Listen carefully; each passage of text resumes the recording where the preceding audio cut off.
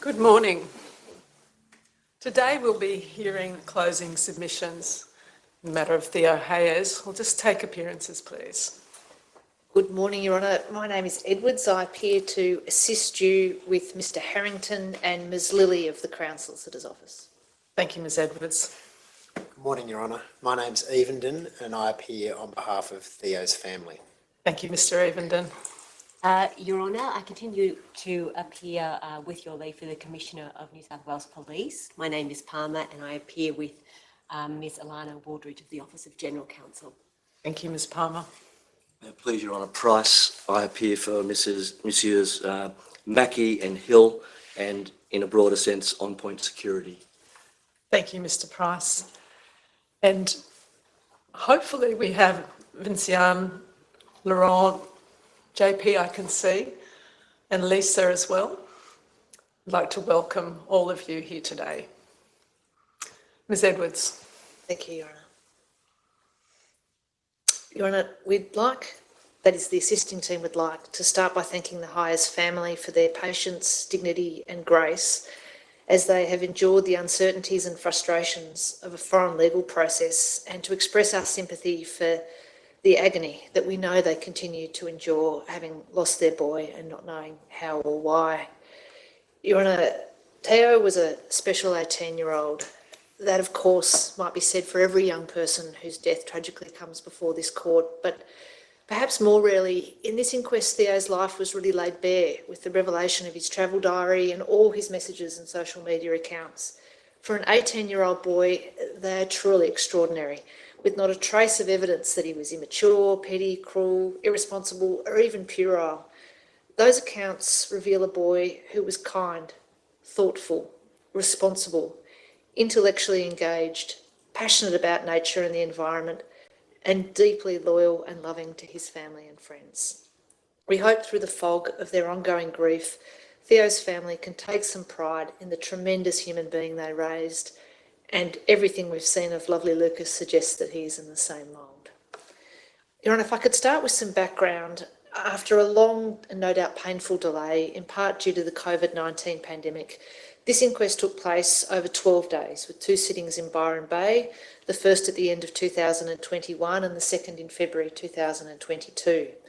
We were fortunate to have Theo's family attending in the first sitting, assisted by 2 very hard-working French interpreters. Your Honour, of course, has a 12-volume brief in evidence, which can be taken into account in addition to the oral evidence given in court.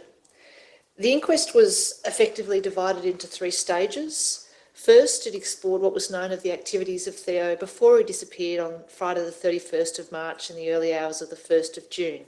We heard evidence from his family, from his friends in Europe, and backpackers that he spent time with on the night he disappeared.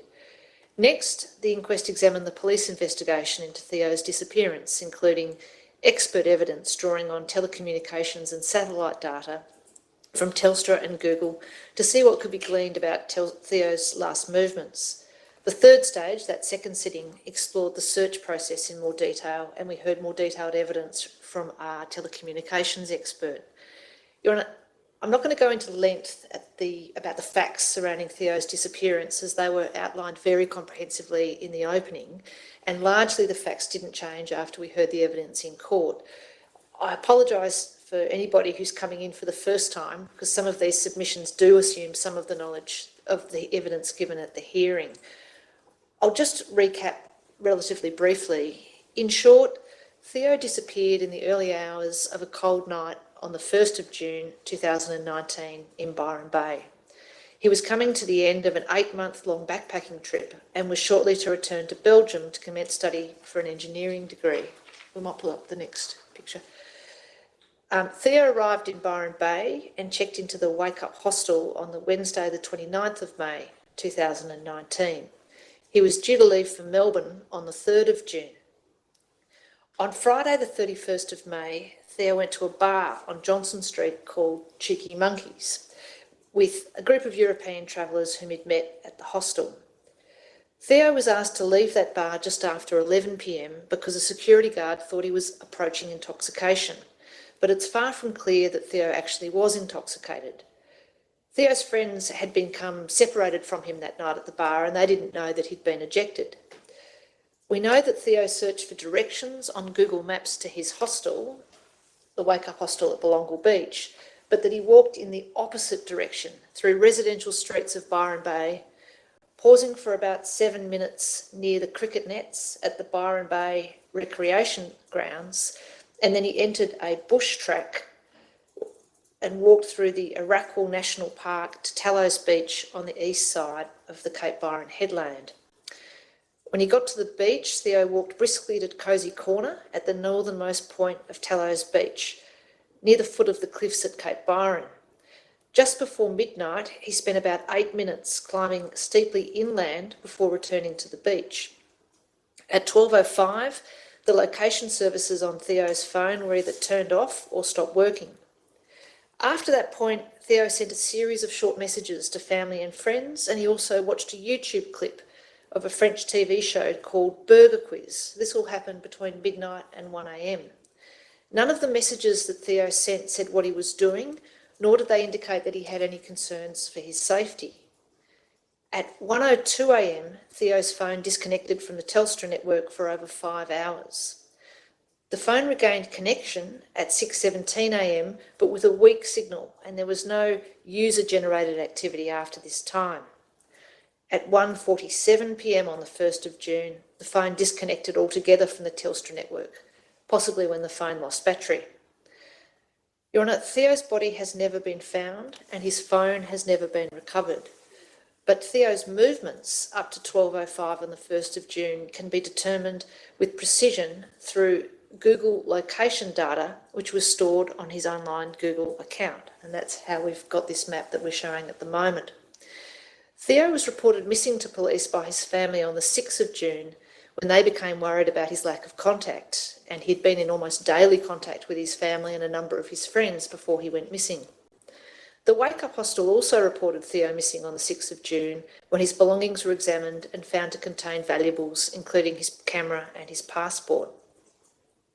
Despite a large-scale land, sea and air search conducted by police, by family and by community volunteers, and an extensive investigation by New South Wales and Belgian authorities, the only trace of Theo which has been found is his puma cap, which was discovered by volunteers on the 7th of July 2019 on the path of his walk to Tallows Beach. In these submissions, I'll be going through the issues list which has been circulated to the parties. I'm going to start with the question, is Theo Hayez deceased? If so, when and how? What was the manner and cause of his death? And is there any particular cause of death which can potentially be excluded on the evidence?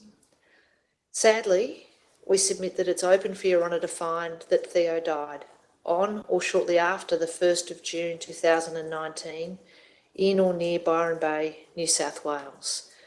To make that submission, we rely on the absence of evidence of any sign of life, like the use of the phone, and we know that the SIM card and phone were not used after the 1st of June, the absence of any internet or social media activity, and the absence of any bank activity since the 1st of June. But perhaps most compellingly of all, Theo has not been in contact with his friends or his family. The evidence of the bond between Theo and his family was overwhelming for those of us who sat with the family in that courtroom for 2 weeks, Your Honour. That connection between them was visceral and powerful. The heavy weight of Theo's absence upon his family was both tangible and heartbreaking. Theo was loved by his family. He was deeply loyal to them. While away, he contacted them constantly and his close friends regularly. It's simply inconceivable to us that Theo would not contact his family for 3 years and leave them in this pain. Of course, importantly, there was also no need for Theo to disappear. On all accounts, he had a life with so much to look forward to. When it comes to findings on the manner and cause of death, we would ask Your Honour to make a finding that Theo did not commit suicide. In our submission, the evidence on this is all one way. Theo had no mental health issues, he was happy and secure in his life, and he told his friends that he had some of the best moments in his life on his trip in Australia. A theme of the conversations that he had on his night he disappeared was just how excited he was to go home, to get on with his life and studies, and to see his family and friends. There's simply no evidence to suggest Theo deliberately took his own life. In our submission, suicide can be excluded on the balance of probabilities. This brings us to a more complex question, which is, what was the manner and cause of Theo's death? In our submission, the evidence is insufficient to make findings on the balance of probabilities as to the manner or cause of death. The inquest primarily examined two theories or hypotheses. The police working hypothesis has always been that Theo died by misadventure, falling from the cliffs while attempting to climb from Cosy Corner towards the lighthouse and presumably being swept out to sea. Theo's family accept that's a possibility, but they struggle to understand or accept how a careful and responsible young man like Theo would climb a cliff face in the pitch black, especially alone. The family point quite fairly to a multitude of unanswered questions about the police theory and question, like others have in the community, if Theo met with foul play. In our submission, at this point in time, neither theory can be substantiated, nor can it be excluded on the evidence. If we start with foul play, the officer in charge of the investigation, Detective Parker, in our submission accurately described foul play in his evidence as a possibility, but one without any concrete evidence to support it.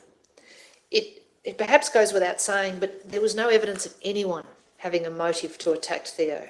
He had no arguments or confrontations that night, and there was nothing to suggest that anyone might wish him harm. The random murder of a visiting backpacker in Byron Bay would be unprecedented. That doesn't mean that such a thesis is impossible, but it's relevant for Your Honour to consider that, with the exception, I think, of a bar fight between two backpackers known to each other, there have been no reports of serious attacks on backpackers in Byron Bay before or since Theo's disappearance. There is also no evidence that Theo's known route, that's the one on the 31st of May, including around Cheeky Monkeys and including around the cricket nets, was known to be dangerous or had been the site of any known attacks on backpackers or school leavers before. There was evidence given in the inquest from the staff of Cheeky Monkeys of hourly patrols that they conducted around the block near Cheeky Monkeys without anything untoward being noticed that night. Security staff also said they hadn't heard of patrons being harassed or followed before or after Theo's disappearance. Your Honour also heard evidence from each of the travellers who left Cheeky Monkeys that night who said they felt safe when they were walking home. No blood has been found, no weapon, no sign of a struggle on Theo's route, although, as we will come to, parts of that route were only searched well after Theo disappeared. The assisting team has become aware of rumours to the effect that backpacker attacks are covered up in Byron Bay to protect the tourism industry, and of another rumour that Cheeky Monkeys was a venue known for drink spiking. Sometimes these are reported as well-known local truths. That may be, Your Honour, but no credible evidence has been received to support these theories. We have found no evidence of any drink spiking at Cheeky Monkeys in its recent history, and that's included conducting inquiries with New South Wales Liquor and Gaming. Both Cheeky Monkeys staff and the police denied any knowledge of drink spiking at that venue under oath.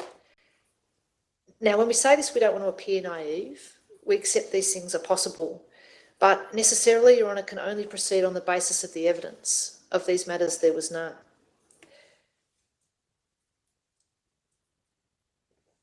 In our submission, the evidence also doesn't support the theory of Theo being drugged or his drink being spiked at Cheeky Monkeys, and or Theo being approached or followed by someone with nefarious intent after he left Cheeky Monkeys. We know that Theo sent a message to his friend Lou at 12:20am, over an hour after he'd left Cheeky Monkeys at 11:03pm, and he'd travelled a considerable distance. Theo played the Burger Kids clip on YouTube for over a minute at 12:23 and sent a message to his stepsister at 12:55 and to his friend Loic shortly after 12:56. And just there on screen I have C3, Your Honour, which shows the messages that Theo exchanged with his friend Lou, his stepsister Emma and his friend Loic at that time. If someone followed Theo from Cheeky Monkeys to rob him or drugged him at Cheeky Monkeys with intent to do him harm, they must have exercised considerable patience, particularly as Theo had been in dark, isolated bushland from 11:33 p.m. when we know he entered Arakwal National Park. Again, we accept this evidence doesn't exclude the possibility, but it's on our submission quite unlikely, and certainly there's no evidence to support it. One evidence, while we look at these messages, that's natural to ask is, well, was it Theo who was in control of his phone at this point? In our submission, the evidence suggests that he was in control of his phone. The messages that we see there on screen were in French. They were also consistent with what we know of Theo's likes and interests. He liked the show Burger Quiz. The episode had recently been released. The clip was in French, and we know that Theo had a habit of watching Burger Quiz on YouTube, even when he was in Belgium. We also know that Theo liked the band U2, and he had an exchange on Facebook Messenger with Lou about a U2 concert, expressing enthusiasm about seeing them. Your Honour might find, reviewing the evidence, that evidence by Lou Guy-Mori, that's a very close and long-term friend of Theo's, to be particularly important and interesting. She said to Your Honour that she had no doubt that Theo sent those messages. She said they were consistent with his style and tone, and that she also said the messages used the expression bah, which is like a slang or some sort of idiom used by Theo and other young French-speaking people. Your Honour might also recall that late in the inquest, I think it was the last witness, we discovered that Theo's last message at 12:56 had been to his friend Loic Spice. Loic was prepared to produce the messages that he'd exchanged between him and Theo to the court, and we saw that they also used the expression bah. It was also notable that several different features were used after midnight, including Messenger, WhatsApp, the camera and YouTube. This points away someone else using the phone. Finally, there is some evidence that the phone might have had some sort of password or other type of protection. Your Honour might remember that Antoine, who was with Theo that night and went with him to a bottle shop before returning to Wake Up, he said he thought that he saw that the phone had a fingerprint password protection, although he wasn't certain about this, and we can't know for sure without the phone. We do want to accept that the evidence isn't all one way. The messages, as Your Honour can see, are short. They say things like thanks, but, September, or what, totally. That doesn't exclude the possibility of another person, particularly a French speaker, having control over the phone. In our submission, though, in the absence of other evidence, this remains more of a theoretical possibility. So far, what we've been discussing is drink spiking in the context of someone having a particular sinister intention. Another theory that we've heard is that Theo was randomly drugged or spiked at Cheeky Monkeys, or even later at the cricket nets, for an unknown person for no real reason. If Theo was affected by drugs or alcohol, it might explain the curious choice of route he took that night, and it might explain why Theo seemed to act out of character when he walked alone through the Arakwal National Park. It might even suggest why he decided to climb the headland at night, if that's what he decided to do. But the potential for a random attack of this nature has to be viewed in the context of just how unusual that would be.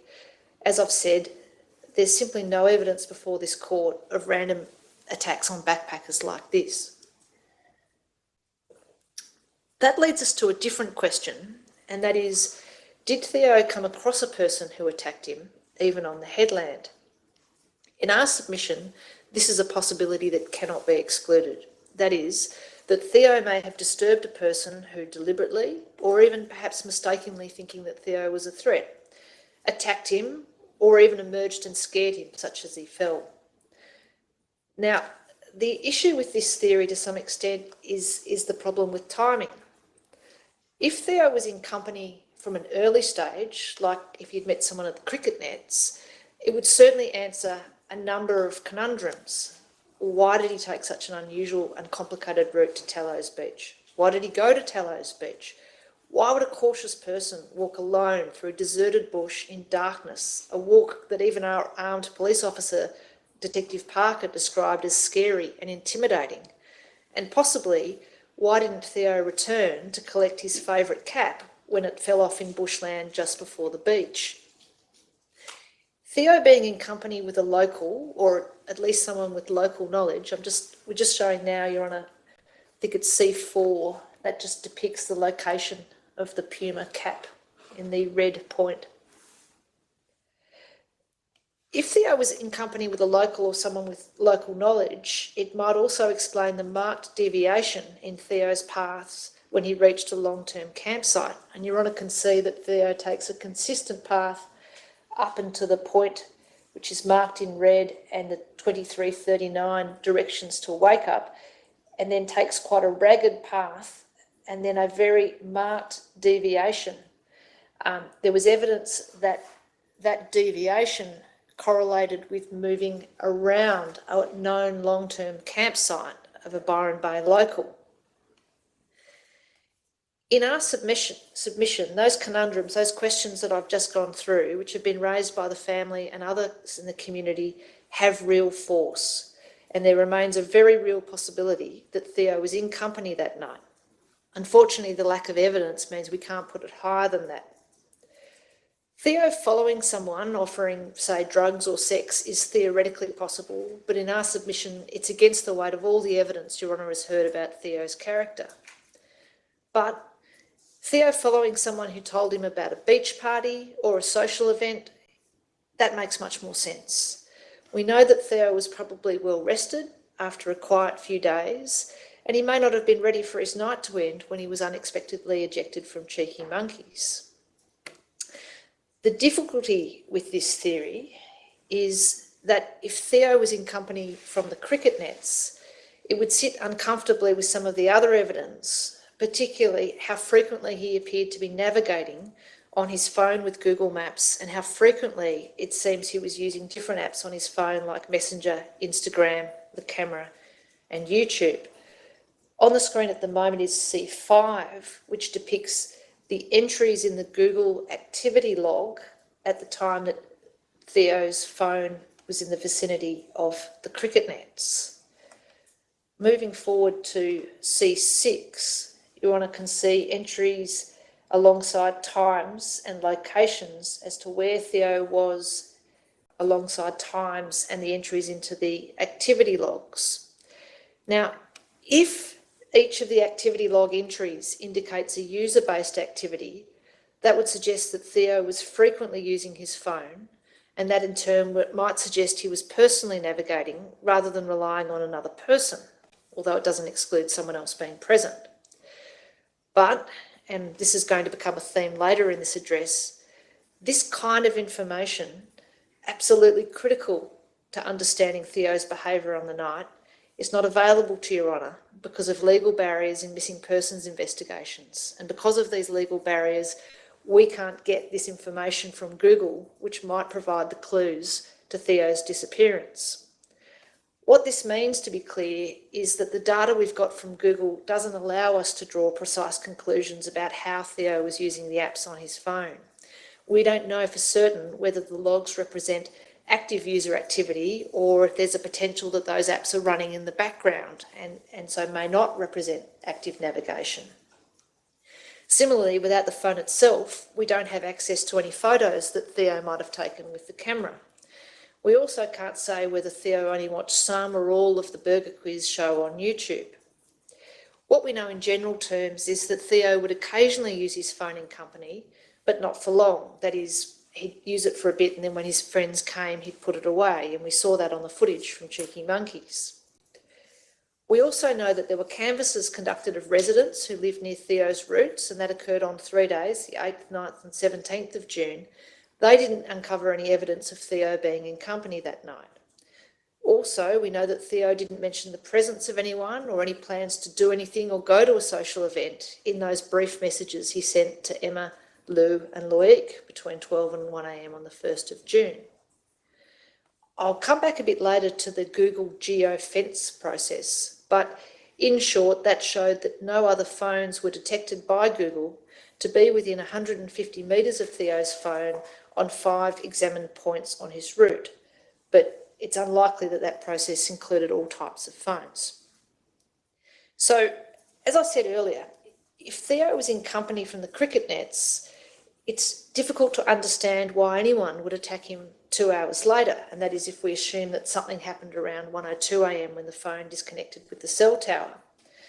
Theo wasn't an aggressive person or someone who got into fights, and we saw his confused but calm reaction to his unexpected expulsion from Cheeky Monkeys, and that confirms the impression that Theo was the sort of person who avoided conflict. If any sort of robbery was attempted, it doesn't appear that Theo's phone was taken, because on the available evidence, it appears that it remained in a similar area, that is connected to the same cell tower, until it disconnected after 1:47 p.m.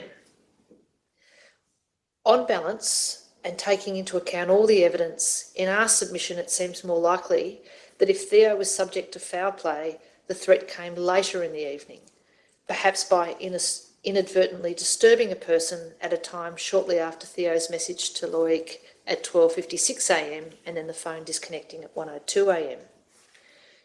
If Theo interrupted a person while he was higher up on the headland and perhaps in proximity to the edge of the cliffs, that would be consistent with the telecommunications data and perhaps explain why Theo has not been found.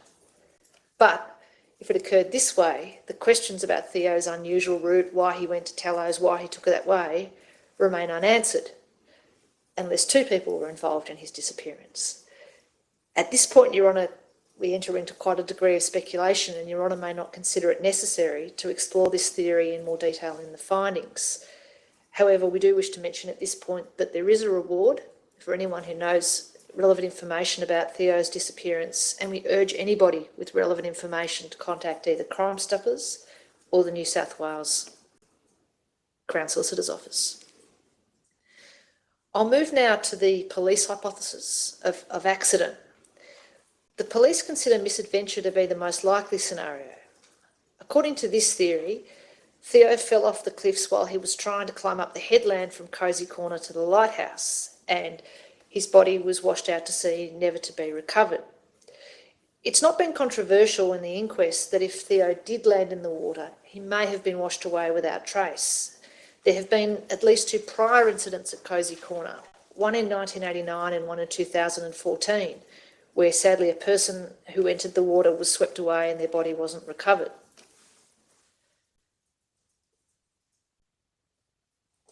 The analysis of Theo's cell tower activity tends to support the view that Theo was walking in the direction of the headland and towards the lighthouse at around 1 a.m. on the 1st of June.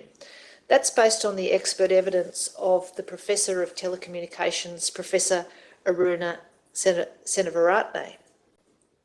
The Professor's analysis of the cellular location data concludes, with a high degree of confidence, that the phone moved away from Cosy Corner Beach and onto the headland in the period between 12:05 a.m. up until 1:02 a.m. on the 1st of June.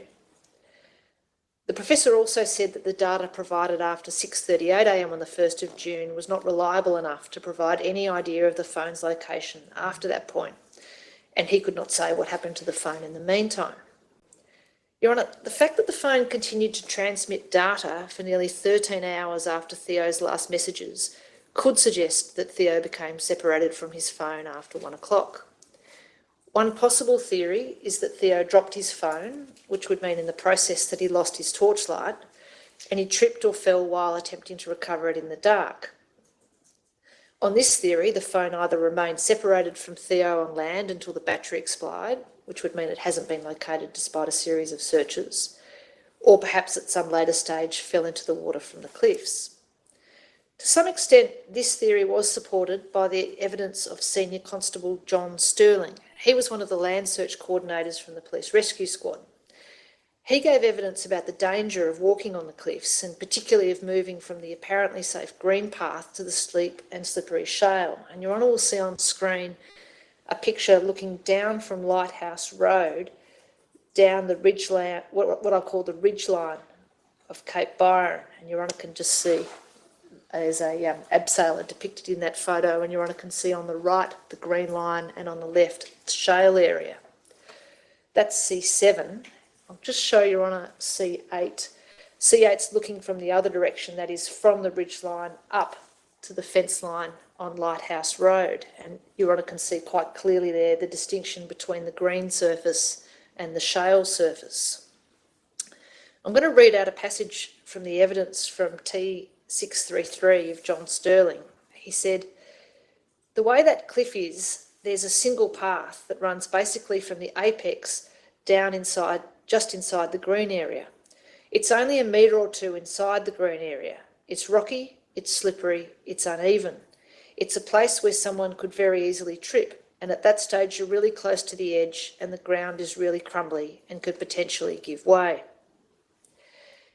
In our submission, the police theory cannot be discounted and remains a possibility. And I want to make clear, we're not making a submission about whether foul play or accident is more likely. In our submission, the evidence simply doesn't permit a conclusion one way or the other. We do respectfully take issue with two aspects of the police theory. First, we submit the evidence tends against Theo being lost. That level of apparent navigation activity on his phone, including to the start of the Milne track, combined with Theo's skills and experience with Google Maps, make it incredibly hard to accept that Theo thought he was moving towards the hostel and just made a mistake reading the map. Even if he was affected by alcohol, we would respectfully reject that idea. We would also respectfully resist the suggestion by Detective Parker in his evidence that Theo climbing the cliff was necessarily reckless. Theo was a fit young man, and he was a calm but confident person who would address adversity in a practical and confident manner. He was an experienced hiker, and all the evidence suggests that he was not a risk taker.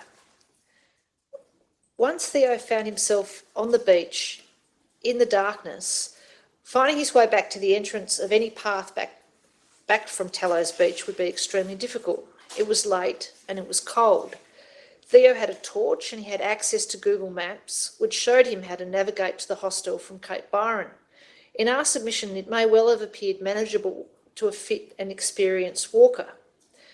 On this theory, Theo, quite sensibly, is likely to have first tried to access Lighthouse Road, or the Tallows track, from a point more inland. And I'll just show you on a C9, which shows that ascent. Your Honour can also see that at the top, Your Honour can see Lighthouse Road, and just near the orange arrow, a bit below that, Your Honour can see the Tallows track. It's possible that if Theo moved up at that point for those period of 8 minutes, he may have been deterred by the density of the vegetation and the difficulty moving upwards in the dark and then turned back to the beach. We don't know, and the evidence, despite inquiries, hasn't allowed us to find out if Theo had ever seen the Cape Byron headland during the day. If he had, it might have given him confidence that it was a manageable climb. During the day, the green part of the headland has a fairly well-trodden path and it doesn't look visibly treacherous. And I'm just showing you, Your Honour, a picture of the Cape Byron headland during the day, where one can see it's not an intimidating walk during the day, and I hasten to add during the day. There is evidence in the brief of people needing rescuing after they set off on what they thought was a navigable path to come into the problem with the shale. However, there is no evidence of this happening to anyone at night. I'll just read out another passage of Senior Constable Sterling's evidence. He said, "What makes that so treacherous is that during the daylight you can see the edge. During the night you wouldn't be able to. If you were walking up that cliff line, it would take one wrong step because where the track is, it's dangerously close to the edge. It would take one wrong step to get too close to that edge and for it to crumble and give way. I certainly would not want to try that at night because you can't see. You can't see the drop-off, basically. You can't see it until you're on top of it, and then it's too late." Now, there were some questions at the hearing about whether the cliffs were so steep that a person would necessarily fall to the bottom, and whether a fit young man like Theo may have been able to arrest his fall. In our submission, this can't easily be resolved by physical analysis or by conducting an experiment with something like a dummy, because it depends on variables like the exact location of any fall, the momentum a person might gather if they trip over, the way they might land, and any injury that might have been sustained in the fall.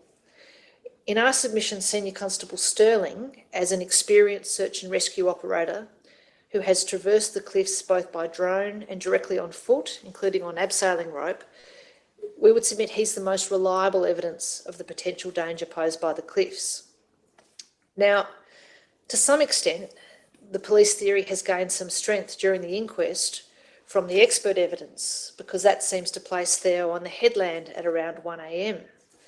Further, a fall from the ridge line is not inconsistent with the triangulation experiment conducted by the professor, considered alongside the cell tower data. And Your Honour might recall there was some very detailed evidence about this in the final stage of the inquest.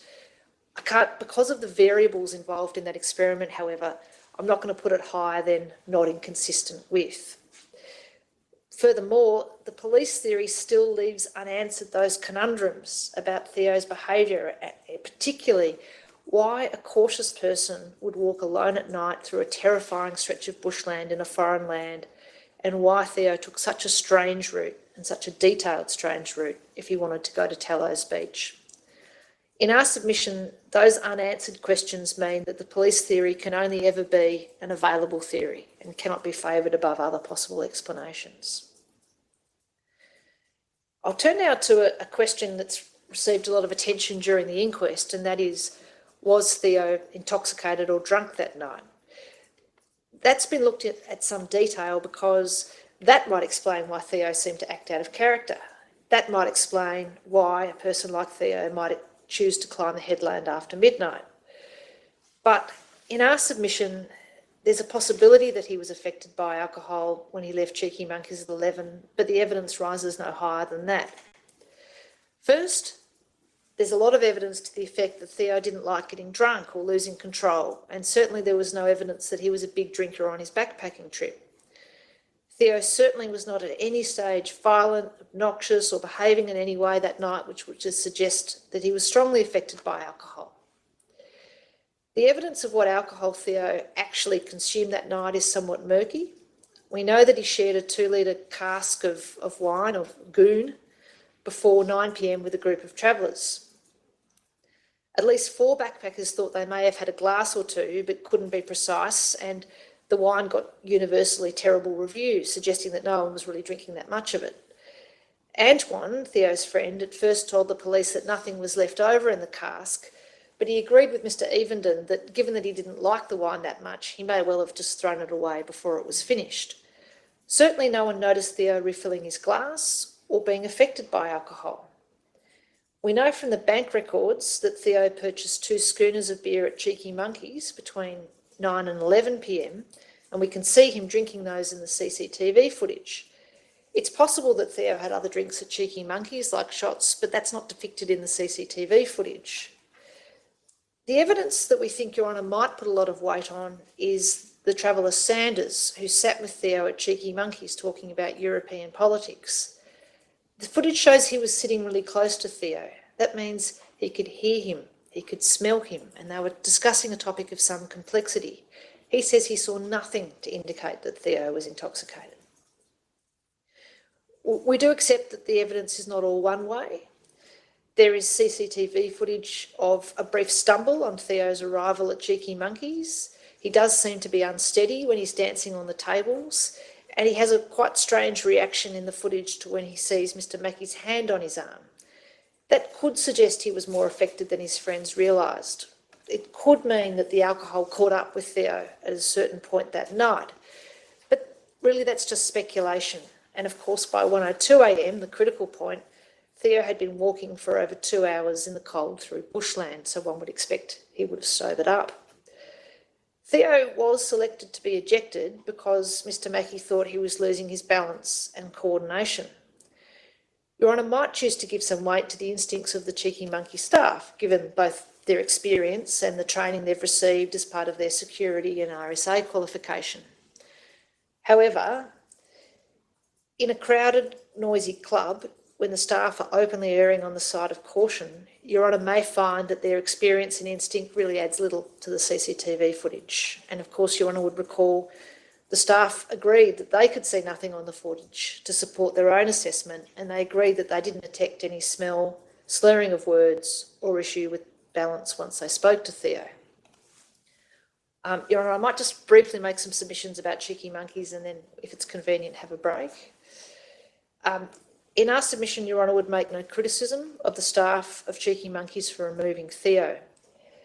They have a statutory obligation to enforce the law and were expected to enforce it strictly. Their duty was to ensure no intoxicated person was on the premises. The staff were trained and encouraged to err on the side of caution. Your Honour can, of course, understand the agony of the family, seeing Theo, as always, unfailingly polite and courteous, being turned away, confused from the Cheeky Monkeys bar where his friends were, and just walking away. Their anger and dismay is understandable, particularly given how extraordinary such an event would be in Belgium and the very ambiguous evidence as to whether or not Theo actually was intoxicated. However, there is no evidence which would support Cheeky Monkeys having any ulterior motive to eject Theo. Indeed, the staff denied any such motive under oath. Nor was there a basis for the staff to hold concerns that the ejection would put Theo in danger. He was not obviously vulnerable, and we know that he had a phone, money, and an Uber account, which he had used earlier that night. There were appropriate concessions made by the guard, Mr. Mackey, who was generally an impressive witness who was not defensive and accepted that he may have made a mistake because there was nothing on the CCTV footage to indicate that Theo was intoxicated. Against that backdrop, we would submit Your Honour would not be critical of the Cheeky Monkeys staff.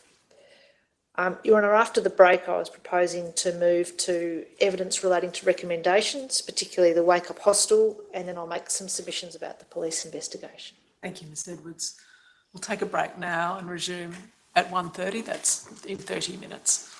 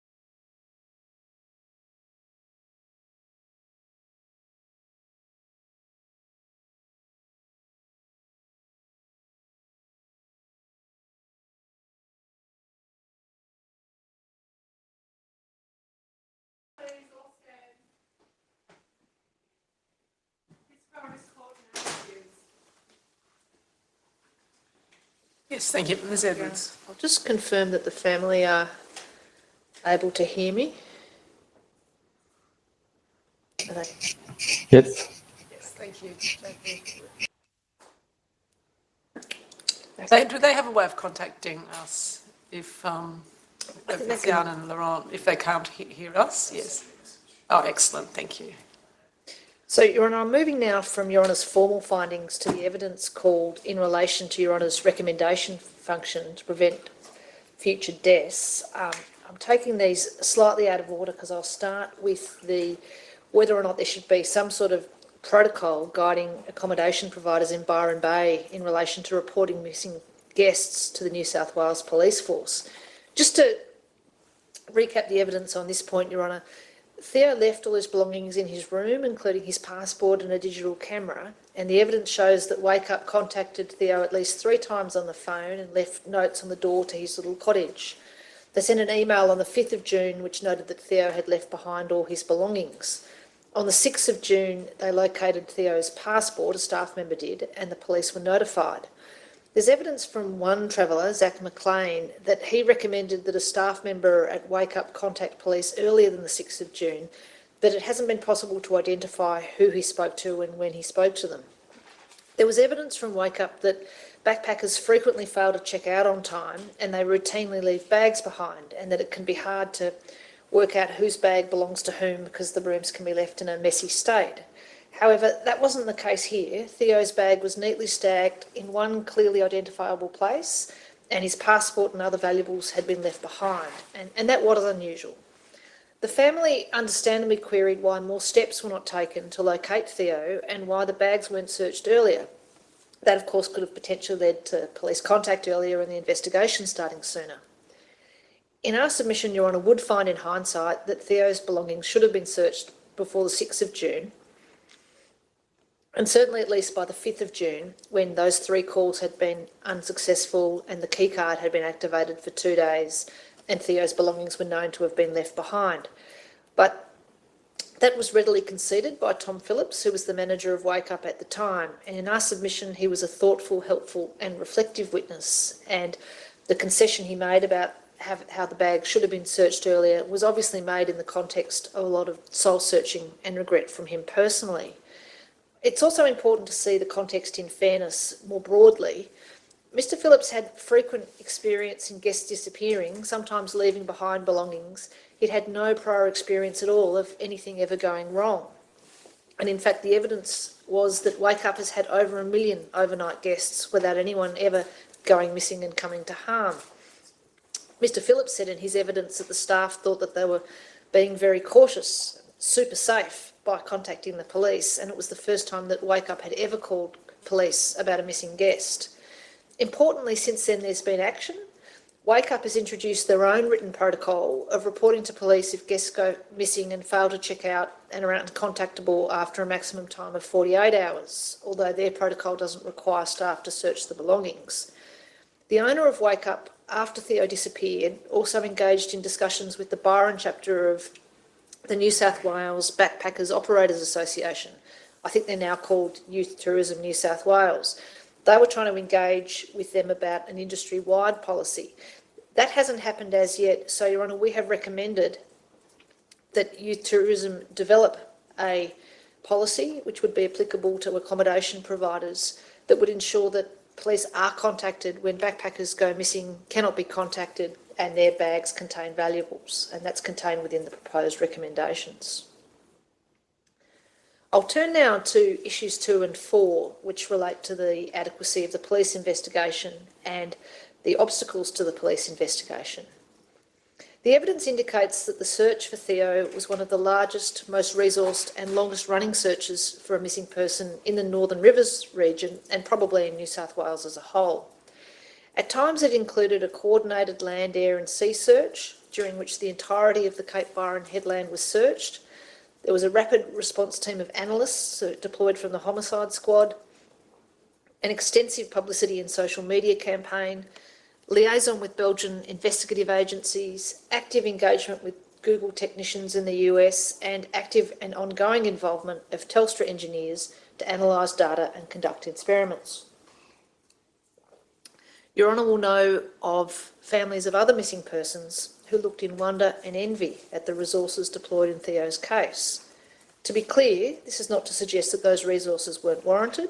It's also not to suggest that the investigation was perfect or even optimal. At various stages, there were obvious challenges in coordinating information and documentation. At various points, concessions were made by police witnesses about steps they wish they had taken or would take in the future. I'll mention some of these, but not everything today. Overall, these deficiencies must be assessed acknowledging the prism of hindsight and the operational realities facing police in such a large-scale investigation, particularly one involving the analysis of complex phone and internet data. The focus of the assisting team in this inquest has primarily been forward-looking, that is, how can lessons be drawn to improve investigations and to ensure missing persons are located alive as soon as possible.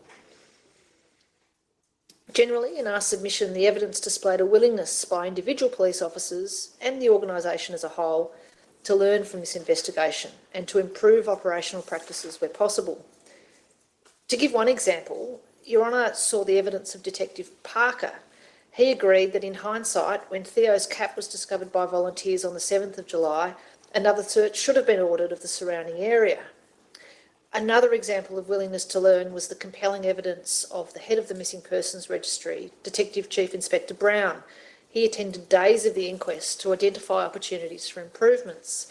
And you would recall, Your Honour, that he was open to Your Honour's suggestions for change, and that's in addition to the comprehensive overhaul of missing procedures and protocols, missing person procedures and protocols that have occurred since Theo's disappearance. Of course, Detective Inspector Brown is now undertaking his own review of Theo's disappearance. The overarching theme of this part of the inquest was time and technology. It's dramatic, but still correct to say that delay can be a matter of life and death in a missing person investigation. Time is of the essence to locate people safe and well. The early days of an investigation are critical, particularly when a person is reported missing to the police, like Theo, several days after their last seen. Technology has become the heartland of many missing persons investigations. Data from phones, telecommunications carriers and on the cloud can contain a wealth of information, potentially including GPS location data accurate to 3 metres. Online accounts can be the key to a person's life and can provide a trove of information about their activities and whereabouts. CCTV footage, which of course we spent so much time examining in this inquest, can provide objective evidence about appearance, behaviour, location and the proximity of other people. Police need to be able to use, and effectively use, every technological tool at their disposal to get this kind of quality data, and as soon as they can. In our submission, this inquest has shown first that there are significant legislative gaps, roadblocks and inconsistencies which confound police investigation into missing persons. These are legislative barriers at state, national and international level. They are perplexing and inexplicable, and given the obstacles they place in the way of investigators trying to save lives, in our submission they are indefensible. Now, these barriers were outlined in great detail in my opening, that second opening into the investigation tranche. So I'm just going to go into one example today. The process known as geofencing, which was undertaken in a cooperative exercise between Belgian US authorities and Google in September 2020. That process sought to ascertain whether any phones were located in the vicinity of Theo's phone in identified location points, and they were around the cricket nets, Tallows Beach, Cosy Corner and the Tallow Beach parking lot. New South Wales Police were informed by Belgian police that no Android phones were detected within 100 to 150 metres of that location, or those particular locations. To this day, New South Wales Police have been unable to release the full details of this process and the results, including, for example, whether some or all Apple phones are excluded from this process, and New South Wales Police haven't been able to access this process for themselves. Why? Because missing persons investigations like this one, in our view, respectfully, bizarrely, fall outside the scope of a legal process called the Multilateral Assistance Treaty, or MLAT. And only that process would allow investigators access to this data. Further, because we couldn't access the MLAT process, the Belgian investigators themselves couldn't give evidence to the inquest about their investigations. I want to emphasise here, we're not being critical of the Belgian authorities or of Google, who went to great lengths to assist the investigation and to assist Theo's family. This is the fault of laws which are heavily focused on criminal investigation and fail to accommodate the complexity of missing persons cases. In this context, the assisting team have proposed a very broad recommendation calling for a comprehensive route to branch analysis of both state and federal law reform commissions, looking into these barriers and gaps in power which hamper effective missing persons investigations. We consider that that type of comprehensive examination is necessary to save lives in the future, Your Honour. Secondly, the inquest has shown that police need to ensure that they stay on top of technological developments and disseminate information on how to access technological tools to New South Wales Police on the ground as quickly and broadly as possible. The most striking example is the emergency disclosure request pathway, particularly as it relates to Google. In June 2019, Google offered an emergency disclosure service, EDR service, on a 24/7 basis, which disclosed Google accounts where there was an imminent threat to life. Theo's disappearance was likely to meet this threshold on the 6th of June, and it certainly did by the 9th of June. Unlike the standard MLAT process for international data, this process is available for all missing persons investigations. What this means is from the 6th of June, there was an opportunity to access Theo's Google account.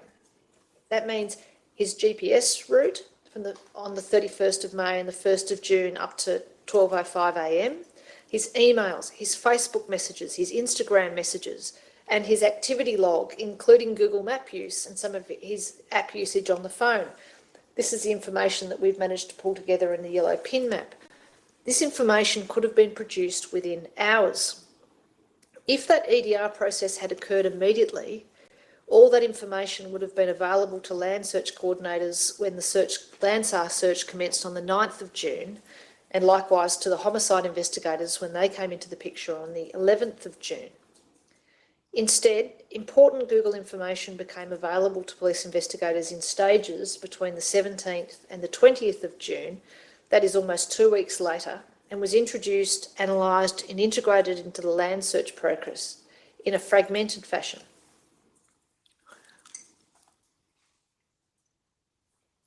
The evidence is overwhelmingly to the effect that the searchers and investigators found the Google information of tremendous value and wished they'd possessed it earlier. But it's complex to analyse what impact, if any, the delay had on the investigation in real terms. And I will summarise just briefly some of the evidence that we had on this topic to this date. As John has heard, in Theo's case, there were 3 parallel investigations: the New South Wales Police, the Belgian Police, and Theo's family. They were all simultaneously making attempts to get Theo's Google data. New South Wales Police undertook inquiries on the 8th and 9th of June after JP suggests they try and get Theo's Google timeline, and he made that suggestion on the 8th of June. But they were unable to locate the contact details for Google despite contacting 3 different internal units of New South Wales Police. At that time, there may have been both uncertainty and a degree of pessimism about the ability to access Google data because the standard process, the one that exists outside the EDR process, was known to take months, even over a year. IASP requests were made by police through their normal system, but it appears these fell into the vortex of the slow track standard service.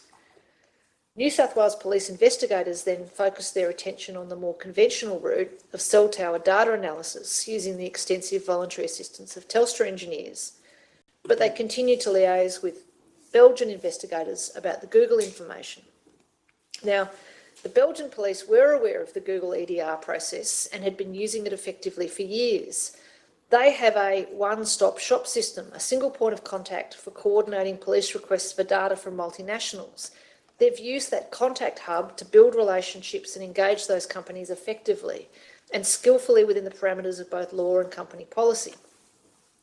The Belgians made an EDR request to Google, which was granted on the 9th of June, Belgian time. That means Theo's case definitely reached the threshold by then. But Theo's Google account was attached to his Hotmail account, not the Gmail account, which was the one provided to Google.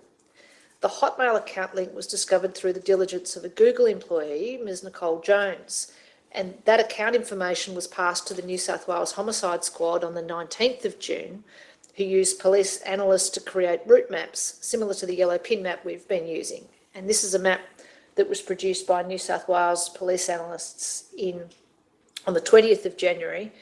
That's C11, and Your Honour can see there that that very accurately depicts what we know to be Theo's route from Cheeky Monkeys to Tallows Beach. Meanwhile, Theo's family had been consistently active in agitating for police to engage with technological data. Theo's cousin, Michael Dorcombe, was able through his own ingenuity to access a version of Theo's route on the evening of the 16th of June through Theo's Hotmail account. It's apparent that the family felt the significance of the Google data was not properly appreciated by the police, at least at first, or acted upon promptly, and there was limited follow-up with the family about the data. Theo's cousin Lisa Hayez, was also bewildered by what she perceived as a lack of interest from police in Theo's Facebook account when she attended Byron Bay, first on the 8th of June and then on the 18th of June when she went to the police station and showed information that had been discovered by Michael. In relation to this evidence, we make the following submissions.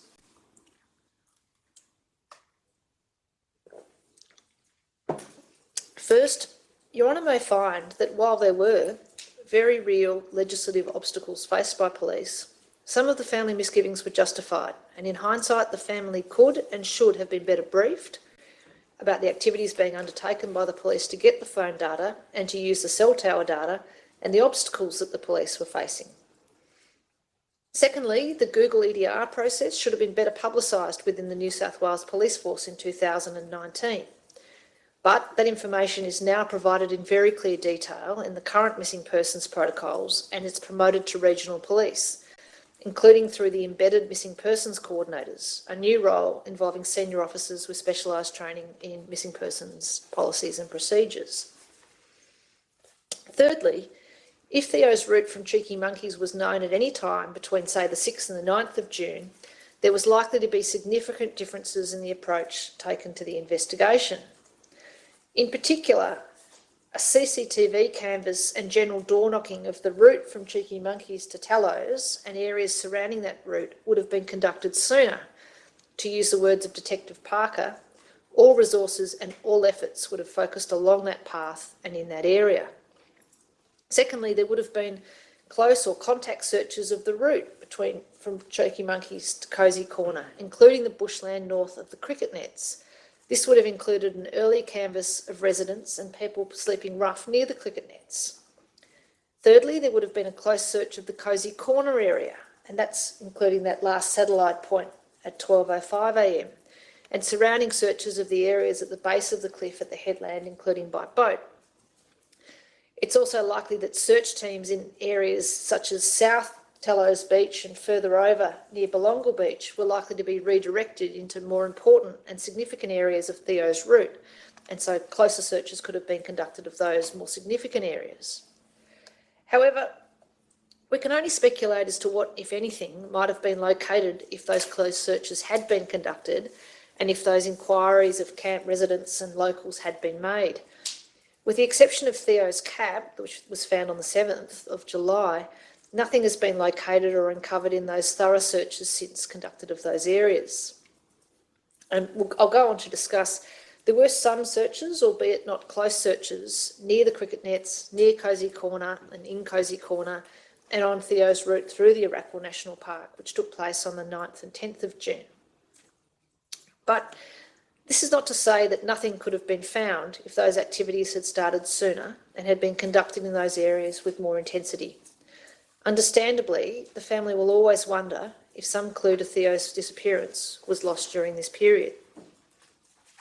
Must also be observed at this point that some confusion and fragmentation was introduced into the investigation and into the land search by the apparent conflict between the cell tower data provided by Telstra and the data obtained from Google. And this brings me to my submissions specifically relating to the search, the land search. And I'll start with the issue of coordination. In our submission, it's far from clear that the land search coordinators were thoroughly briefed on the data developments or promptly provided with the most up-to-date maps from Telstra.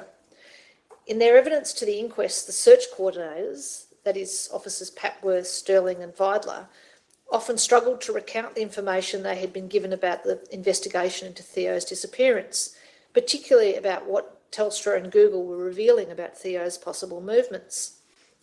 Now, we accept that the lack of clarity in their evidence was in no doubt at part because of the passage of time and possibly the pressure that they were under at the time, but there's also limited documentation of the information exchanges between the search coordinators and the investigators. In general, there seemed to be a disjunct between the search coordinators and the overall investigation into Theo's disappearance. And to give 4 examples, there was no central point of contact between the search coordinators and the investigators, and no one person charged with oversight of the entire land search process. The search coordinator changed each day, but the coordinators were vague about the content of the handovers that took place between them. The coordinators were also unable to answer why land searches started on a particular date, why they were ceased, and why they were scaled back at certain times. Finally, information about the clothing that Theo was wearing, including his cap, footage of him on the night he disappeared, and pictures of items of interest like the lanyard from Wake Up Hostel and Theo's phone, weren't provided to Senior Constable Papworth until the 18th of June. That information was available from the 9th of June and should have been provided to him on that date. Now, we're not suggesting criticism in this regard of these hindsight criticisms, Your Honour, but we would respectfully suggest that Your Honour make a recommendation that a daily briefing between investigators and search coordinators take place, at least in longer term and high risk searches, and that there is documentation of the key evidence or the key information exchanged between them. We consider this will inject an appropriate level of rigour and transparency to the handover process and improve coordination between the investigative and searching arms, particularly in complex or long-term operations. I'll turn now to a different topic, which is reliance on the cell tower data. There were some questions raised at the hearing about why land searchers were using cell tower data to guide search locations, not the more reliable satellite data from Google.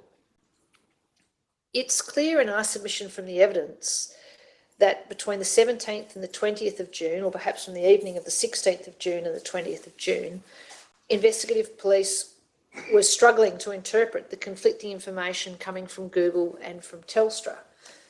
I'm showing now C12. That's a map that was produced by Telstra that recommended that police concentrate their searches within that blue box. If we turn now to C13, that's Theo's Google timeline that was located by Michael Dorcombe on the evening of the 16th of June. That was critical information. But in our submission, it shouldn't be assumed that from the point on the 16th of June when Michael found that timeline, that the cell tower data was irrelevant, and we don't accept that police should have focused their search efforts entirely on the Google route. First, it was still necessary and appropriate to use both the cell tower data and Google data to guide locations because the Google satellite data ended at 12:05 at Cosy Corner. And we know that Theo's phone was operating for another 12 hours after that time, up until the 1:47 on the 1st of June. Secondly, while the expert evidence now suggests that Theo's phone was likely on the Cosy Corner headland until 1:02 a.m. on the 1st of June, and at least connected to the same tower when the connection resumed after 6 a.m, it was appropriate to consider whether or not Theo may have crossed over to the Watago side after midnight. And as Your Honour can see, the timeline certainly indicates or looks like Theo is heading in the direction of Watago's. Your Honour might also remember that there was a walking experiment where 2 homicide officers, Rudens and Hawkes, walked a fisherman's lookout with a phone, and their cell tower pings were reported to be very similar to Theo's phone pings. And Your Honour can see that's a picture of the walking experiment. And police were told, firstly, that that was very similar to the activity of Theo's phone on the night, which would suggest that he was on the Watago side. They were also told that there were false pings or spurious pings on the Cosy Corner side, which gave the police some reason to doubt whether Theo had been on the Cosy Corner side. We know that the day after the timeline was found by Michael Dawkin, there was evidence that Senior Constable Vidler was told police couldn't decide between the cell tower data, which was pointing towards Watergoes, and the Google timeline, which was more on the Cosy Corner side. We show now what Senior Constable Vidler did, which was that she directed searches of both the shaded areas, that is the one near Fisherman's Lookout at the top, which was a close search, and then a second search in the shaded area near Palm Valley. And if we go back to the information that the police had at the time, we want to concede that Senior Constable Vidler effectively hedged her bets. She had one search focusing on that blue box area, and she had another search focused around that last point, the final point on the Google timeline. In our submission, this demonstrated a thoughtful and appropriate approach to the data that was available at the time. Thirdly, police were entirely dependent on the expertise of Telstra engineers for data interpretation. It was Telstra who cast doubt on the accuracy of the Google timeline by describing the phone pings on the Cosy Corner side as false or spurious on the 15th and 17th of June, and they also suggested that the discrepancy between Telstra and Google information might be caused by Northern Hemisphere mapping projections in an email on the 17th of June. The accuracy of the Google Maps projections was not able to be clarified until the 20th of June, and that was done by police searching out a direct engagement with Google, because prior to that time, New South Wales Police had no existing working relationship with Google. And so I'll just indicate that those two maps side by side are C16. And just to be clear, when I'm saying that Telstra was pointing away from Cosy Corner, Your Honour, we're not criticising Telstra. Those engineers were working very hard to provide real-time urgent analysis of complex data. They were doing it on a voluntary basis, and the data had a number of variables affecting its reliability, including that topography, which was uneven, and also the fact that the area was surrounded by water. Telstra was singled out for high praise for their assistance by Detective Parker and Sergeant Hawkes. However, we consider it significant that Detective Chief Inspector Brown and Detective Parker indicated that they would welcome more in-house technological assistance at New South Wales Police. We have respectfully proposed a recommendation in this regard to emphasise the importance of developing and properly resourcing in-house technological expertise in missing persons investigations. I'd just like to make one final comment in relation to the police search, Your Honour. The assisting team became aware of some media attention directed to mistakes made by Senior Constable Papworth during the first day of searching. These included a failure to bring GPS devices, his lack of training in the Pulsar system, and most significantly, an apparent failure to investigate the use of thermal imaging by helicopter on the 9th of June, despite prompting by Senior Constable Vidler. Senior Constable Papworth made concessions about these deficiencies, and his evidence was generally helpful and candid. He was on call on the 9th of June and thrust into the biggest search of his career. He had just 2 short previous searches. He hadn't been trained in the Pulsar system through no fault of his own. With the benefit of hindsight, a more experienced and highly trained coordinator may have been more appropriate for the first day of a search of this scale, but that can't be directed home to Senior Constable Papworth. He's used his experience to improve, telling the court that now, if an area hasn't been searched by GPS devices, his attitude is that area wasn't searched. We consider it's only fair to observe publicly, given the previous media criticism of him, that Sergeant Papworth's insights really benefited this investigation. He was the one who sent the team to the area north of the cricket nets on the 9th of June. That is, a week before anyone knew Theo had been anywhere near the cricket nets. Papworth did that because it was in the direction of Theo's last known location at Cheeky Monkeys, and he wanted to focus on secluded areas near that location.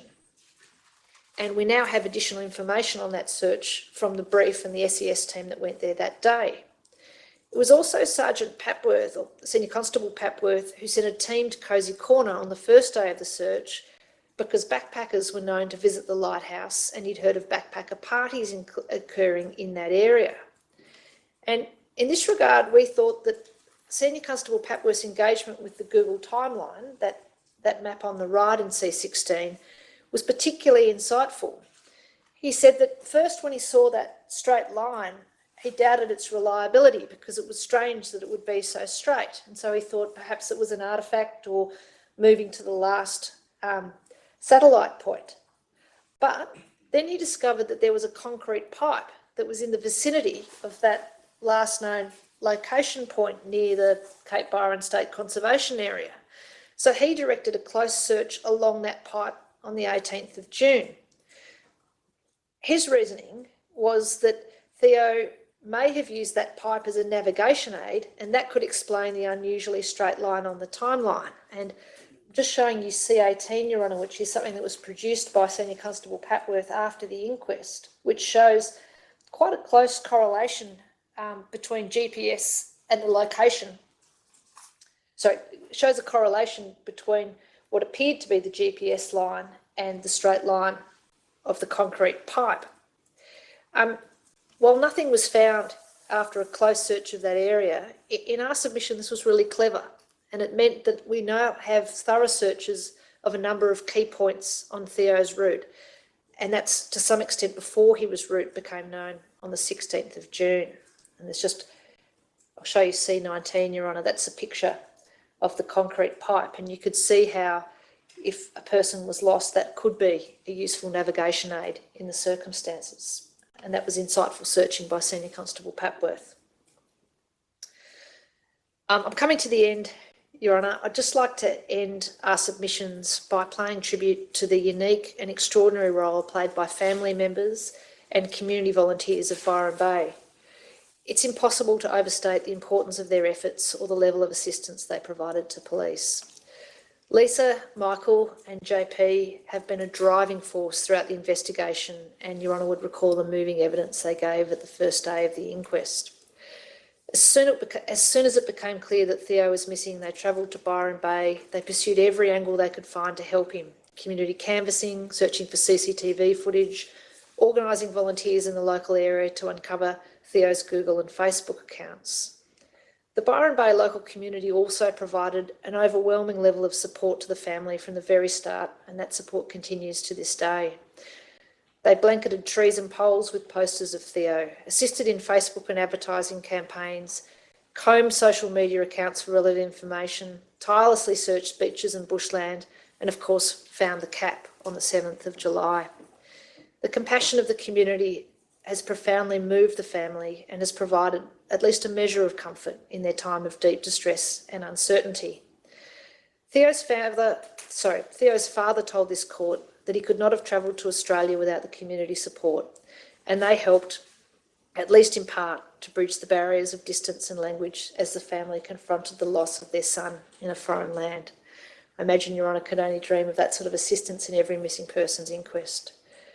Just like to end with something that JP told Your Honour on the first day.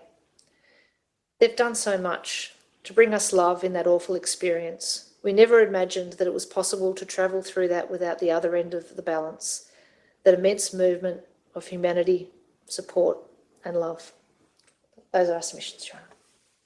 Thanks very much, Ms Edwards. Mr Evenden. Thank you, Your Honour.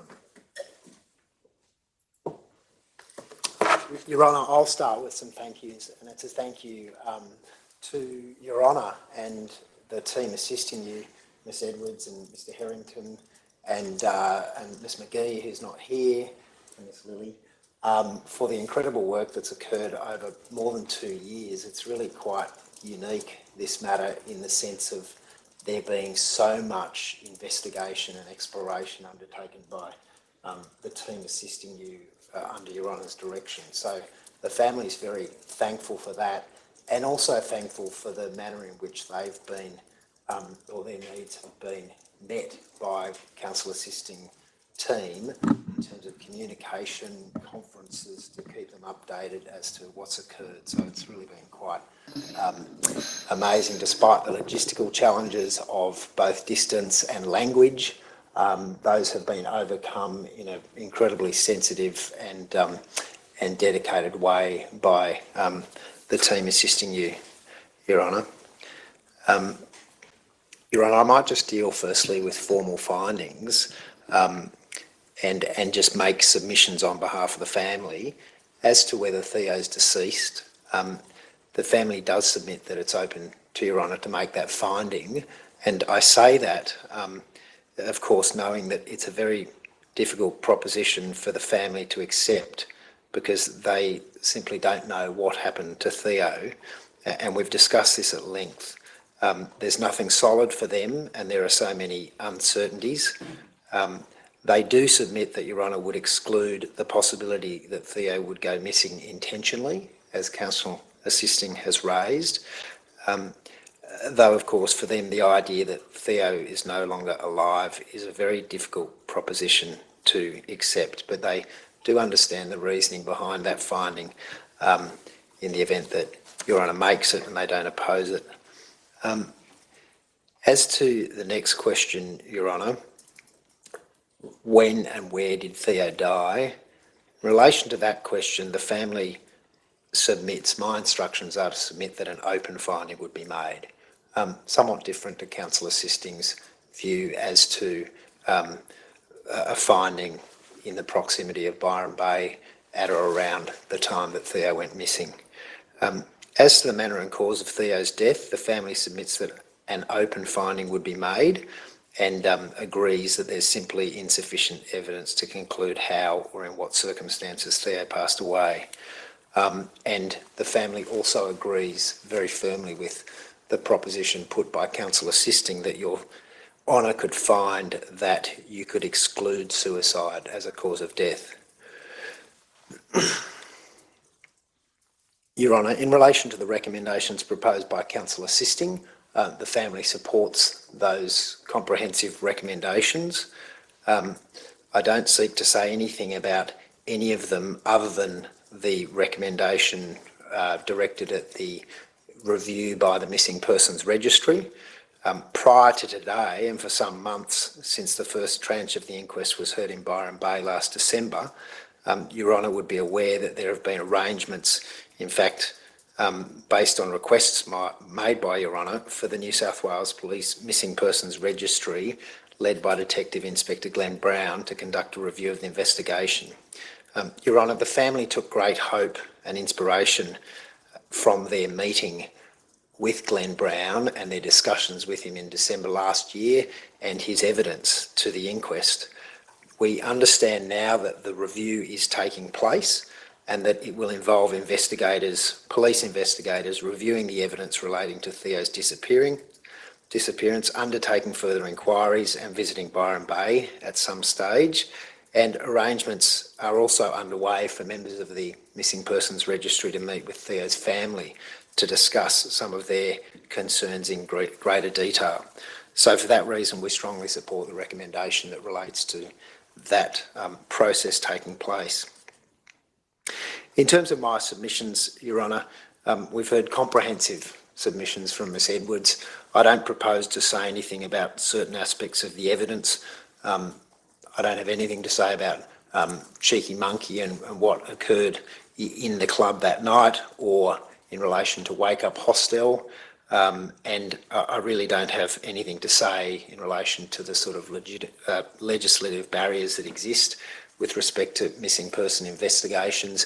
That's not to say that the family doesn't consider all of that analysis and the recommendations, in particular in relation to the lack of powers, to be incredibly important. They do, and they support that, but I don't need to make any further submissions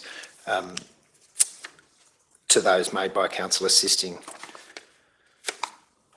What I do seek to make submissions about, Your Honour, is in relation to issue number 2, whether the New South Wales Police Force investigation into Theo's disappearance was adequate. And at the same time, I'll be making submissions about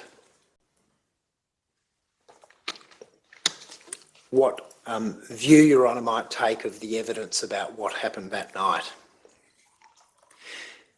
In relation to the adequacy of the investigation, Your Honour would know that in late November 2019, the family wrote to the the then coroner with carriage of this matter, setting out their concerns and their research in relation to Theo's disappearance. And that document forms part of the brief of evidence at volume 6, tab 19. Your Honour, at that point, it was only months since they'd been advised by the New South Wales Police that the most likely scenario to explain Theo's disappearance was that he had fallen from the lighthouse cliffs, trying to reach the lighthouse, climbing from Cosy Corner, and that he was alone, not knowing where he was. The family at that point expressed their concern, their very real concern, that the police had worked towards their own scenario, trying to find information which would support that theory, essentially one of misadventure, instead of being open to other equally likely scenarios and investigating those other possibilities. The police report, the P79B, that's provided to Your Honour, indicated that the apparent cause of death, according to the police, was a fall from the cliffs or drowning under the broader heading of misadventure. And that was submitted or completed on the 5th of September 2019. So that was the police theory, and it did not sit well with Theo's family from the moment they heard it. In their 2019 letter to the coroner, Your Honour, they set out numerous reasons why they didn't think there should be such an emphasis on this single theory. They gave a clear indication of Theo's character: clever, sensible, conscientious, hard-working, a planner, someone who did not like to be out of control or like to be in control. He wasn't a risk taker. He wasn't a big drinker. Your Honour has heard those themes played out again and again in the evidence that we heard before the inquest from Theo's friends, from Theo's cousin Lisa, from the evidence of his family members. What they clearly indicated in that letter, Your Honour, was their beliefs about the evidence.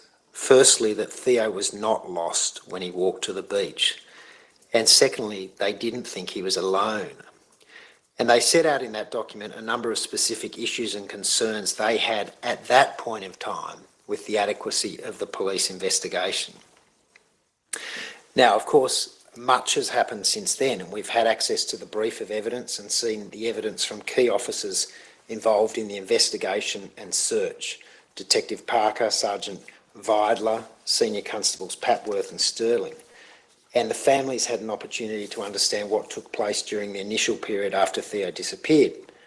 Some things, as Counsel Assisting has hinted at, were not necessarily communicated to the family at that time, and there was the potential for improved communication. Many aspects of what in fact took place in those days after Theo was reported missing only became evident to the family during the inquest, like the extent of the searches. We now know that there were extensive police efforts to investigate Theo's disappearance, to collect evidence, to search for him after he was reported missing. However, some specific criticisms still remain of the investigation. Before I detail those criticisms, I want to outline the context in which they are made, and the context relates to what happened to Theo that night. And it can, in a sense, be distilled down to one question, which is whether or not he made that trip to Cosy Corner by himself. Your Honour knows that for Theo's family, they strongly believe that he went with someone else to Tallows Beach and to Cosy Corner. We know that nothing contradicts that. For his family, knowing him, he would have never done that by himself, and he must have been influenced by someone else. The route he took and the reasonably fast pace was not that of someone moving over a track for the first time, and not someone new to the area without local knowledge. That's why the family believe, and they urge Your Honour to find, firstly, that he was certainly not lost, and I think that's an easy conclusion to come to, But secondly, Your Honour, that he was guided or following the instructions of one or more people. They're absolutely convinced that he would not have done that trip by himself. We've heard already from the various backpackers who were staying at Wake Up who described Theo in the days before his disappearance, someone staying mainly on his bed and playing on his phone. In that context, and hearing everything else you've heard about him, you might understand why the family is so adamant he wouldn't have been undertaking that trip on a dark night as midnight approached by himself. In circumstances as well where there's no evidence that he'd ever been there himself, and there were far simpler, more obvious and safer ways to get to either Cosy Corner or to the lighthouse. Now, the family, Your Honour, have spent hours and days contemplating what could and did happen to Theo immediately after he left Cheeky Monkeys. They've put themselves in his shoes from that point onwards. There were two choices at that point as he walked away: walking back up Johnson Street into town or down Kingsley Street into a dark residential area. For some reason, he went down into the dark residential area. We know that if he was going to the lighthouse, as he took the route that he took, there was a sign pointing that way before he got to the sporting fields, showing the way to the lighthouse. If he'd made a mistake and wanted to head back into town at that point, there was an obvious way before he got to the cricket nets down Marvel Street and back to the lights of town. But instead he goes straight ahead into a dark area at the end of a road at the cricket nets, where he then spends 7 minutes. Your Honour, it's the family's submission that there's a very strong inference to be drawn that he met someone after leaving Cheeky Monkeys and on the walk along those streets who took him up to the cricket nets. Now, a slide was put up earlier, C5, with the Google activity on his phone during the time that he was at the cricket nets. And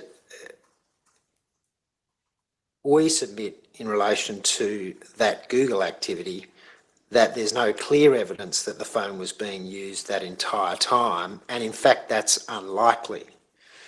And as Councillor Sisting indicated, we simply do not know if the logs that were recorded by Google at that time represent active user activity or applications running in the background. It's our submission, it's far more likely that during those 7 minutes he was with one or more people at the cricket nets. So in that context, Your Honour, I said I'd describe the context.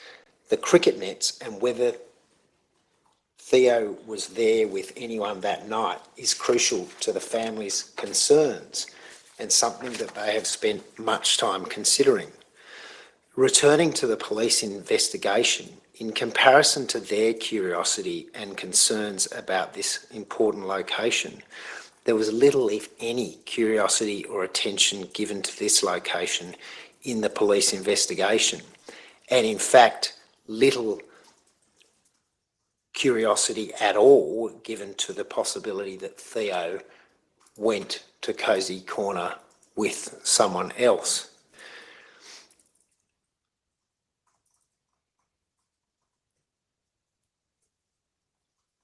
A specific criticism of the police investigation is that, in my submission, there were no specific investigations conducted in response to that time that Theo spent at the cricket nets. The officer in charge was asked, Your Honour, by Councillor Sisting what investigations had been made to explore the possibility Theo met someone at the cricket nets. The answer, there was no information that came from the public with regards to that he'd met somebody. The area, I guess, to the north of that was searched and persons residing in there spoken to, and there was also evidence of the police canvasses. Now, the last of those canvasses, as I understand it, was on the 17th of June, when the significance of the Google data and the timeline was only just becoming apparent. We have in the brief no statement from any neighbour or any person that lives around that area other than Mr Riley, the homeless person who provided a statement. But other than that, there's nothing in the brief that specifically addresses questions that arise from the fact of Theo spending 7 minutes at the cricket nets. A single statement has been taken that relates to that question from a homeless person, a Mr Riley. It was taken in April 2020, almost 10 months after the Google information became available. There was no explanation given for why it took almost 10 months to take that statement. There was no record of having spoken to that person earlier. That person, Mr Riley, identified 2 other homeless people who had been camping in that area over the previous 2 to 3 years.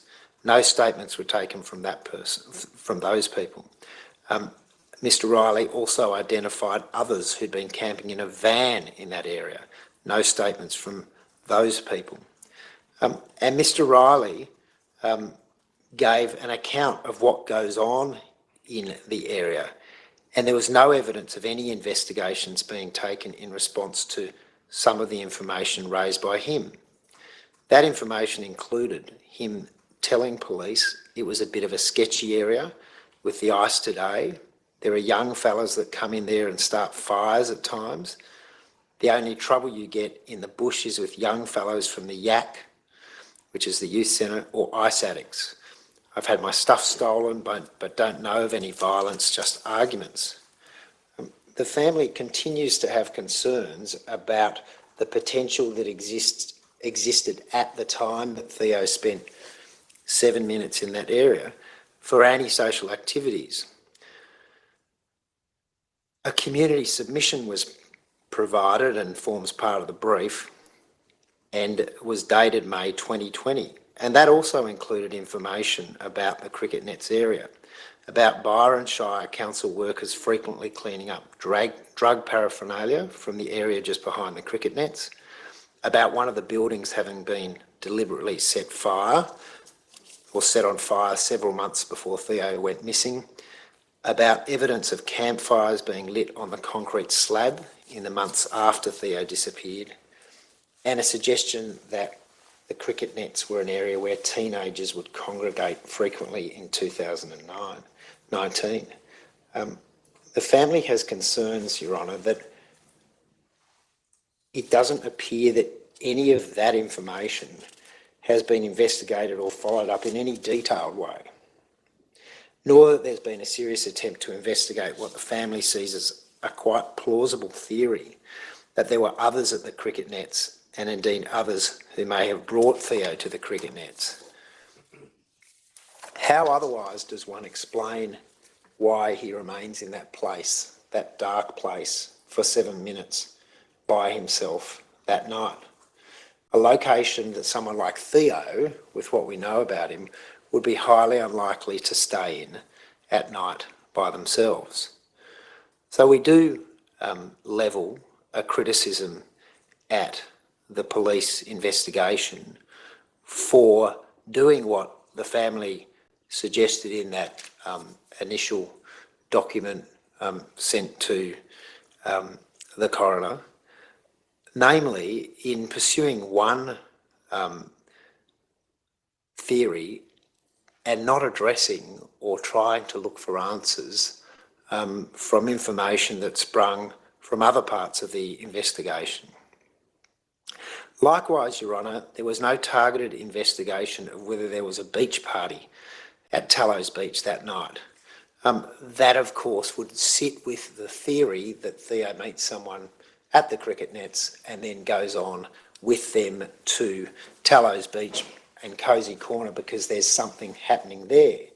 Again, the police investigation in relation to that seems to have relied on the fact that there were no reports of parties to the police. It doesn't demonstrate any active investigation to determine whether others may have been there. There was, for example, no search of Instagram or other social media accounts to see if anything was posted about a party that night. I accept the police may have capacity issues to do that.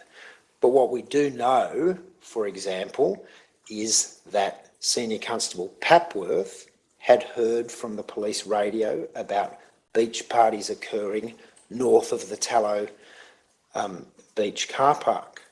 We know that the lady who lost her Oppo phone in August 2019 lost it at a beach party at Cosy Corner. And there's evidence from JP, when he briefly gave evidence, that through the Facebook page that had been set up to search for Theo, there were Instagram pictures and research undertaken of people that had been at Tallows that night, around the 1st of June, and that the family had sought to reach out to those people.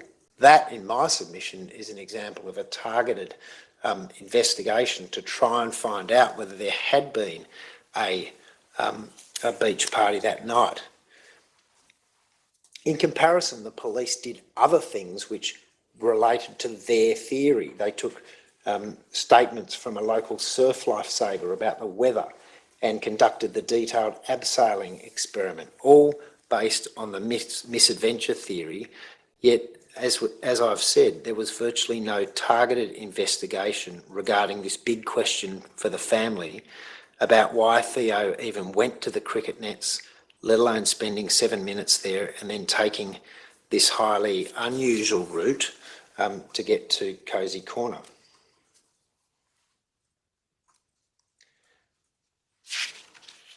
So I do make that submission about the inadequacy of the investigation in that respect, and that far more could and should have been done, particularly or at that early stage, to address these alternative theories. I also make the submission, Your Honour, that you would find that it's more likely than not that Theo is with someone when he went to Cosy Corner that night. And in doing so, you would take account of the evidence from the family and friends of Theo, including people like Lou Guy-Mary, his very good friend, about Theo as a person, how he was planned and controlled, even methodical, his fear of alcohol and becoming drunk, the fact that he wasn't a risk taker. All of these things in the family's submission would allow you, despite the fact there's no direct evidence either way, to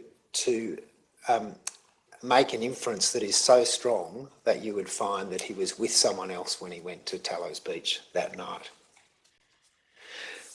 That, of course, begs the question of why no one has come forward if he went there with someone else.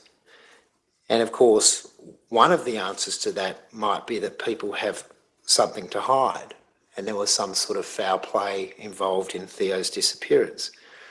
Alternatively, it could simply be that he was with people that don't choose to make any contact with police. What I can say in these closing submissions, and Counsellor Sisting's already touched on this, the family remain concerned that there are people in the community who may know more about Theo's disappearance or have valuable information that explain what happened to him. I said that in my opening address in November last year at Byron Bay. Since that time, the family are very thankful that the New South Wales Police and the government have posted a reward for any information that might lead to finding out what happened to Theo. And the family still hope that someone comes forward with credible information as to what has happened to Theo. The family themselves are far from having given up hope that that might happen. They've recently secured funding to undertake an awareness campaign running for 3 months from July to September 2022, purchasing advertising space in shopping centres, on radio and online news. And for that, they're very thankful to the Missing Persons Advocacy Network, who made those arrangements, and in particular Lauren O'Keefe for her work in doing that.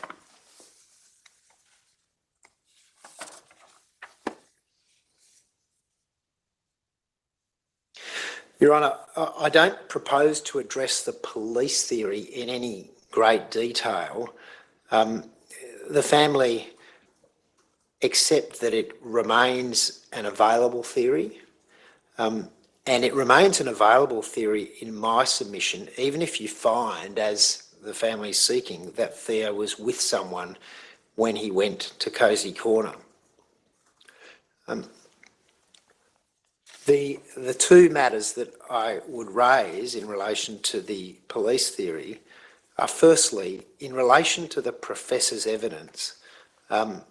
Despite the evidence as to Theo's phone having moved up the headland, my instructions are to submit that Your Honour would still exercise extreme caution in making any firm conclusions based on that phone evidence, taking into account, amongst other things, the 78-metre inaccuracy that exists within the timing advance data, and the fact that the various maps presented by both the professor and the police, and also prepared by JP, all had different points of intersections for the arcs from Massenger Street and the Ballina Tower.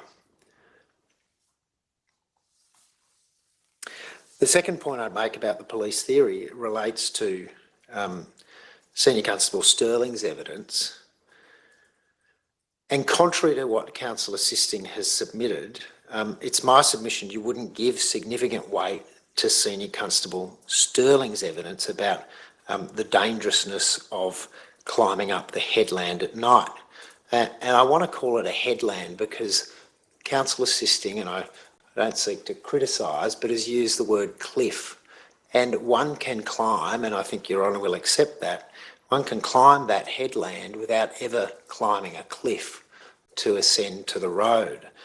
In fact, what Counsel Assisting indicated was that at day there's a well-trodden path that doesn't look treacherous. My submission is that path exists at night, and Senior Constable Sterling's evidence was premised on the entire idea that you wouldn't be able to see the track at night. But of course, he cannot say what the lighting conditions were like on the night that Theo was there. And in fact, he had not visited or been up and down that track at night. He'd only been there during the day. What he did accept, or what I did put to him, was that you can stay 1 to 2 metres away from the edge. And he said, if you can see it. So in circumstances where his evidence is premised on the idea that you could not see the edge, I submit that you'd give that very limited weight in considering whether or not an ascent of the headland at night along that well-trodden path was in fact a dangerous proposition or not. So that's all I seek to say about the police theory. I just make several more points about or some points about the search, Your Honour, and then I will conclude. In relation to the search, Counsel Assisting's pointed out a number of issues, and we certainly support those submissions and matters raised by her. I seek to just make 3 points. One is in relation to the thermal imaging, and there's evidence that the New South Wales Police had the capacity to undertake thermal imaging at an early stage of the search. They had a drone called Eagle 35, which had that capability, and they also had the capacity to call Pol Air Queensland, and according to Sergeant Vidler, there were no issues in getting them to come down and do a search. That didn't take place, and in my submission, that is an omission and it should have taken place. The second matter in relation to the search is that the search commences on the 9th, the police search. It goes for the 10th and the 11th, so we have 3 days of land search. And then there's an unexplained gap of 5 days from the 12th through to the 16th, where no land search at all takes place. The land search recommences on the 17th. And despite questioning about that, there was no explanation that was given as to why the land search was discontinued or scaled back on the 11th or after the 11th, and there was no documentation of that decision. The third point in relation to the search is really one that counsel assisting has already touched on, which is the delay in understanding the significance of the Google timeline information. Counsel assisting referred to it as being an uptake in a fragmented fashion. And with that, I would agree. There was essentially, in my submission, a failure to grasp both the significance of that Google timeline data, but also its accuracy as compared to the Telstra data. And I do think that has been a learning experience for the police involved, and it'd be unlikely to happen again. Your Honour, they're my submissions. I would find it very difficult to match counsel assisting's words in terms of what she said about the Byron Bay community. I know that certainly brought a reaction from JP, who we can see on the screen, and most likely from Laurent and Vinciane overseas.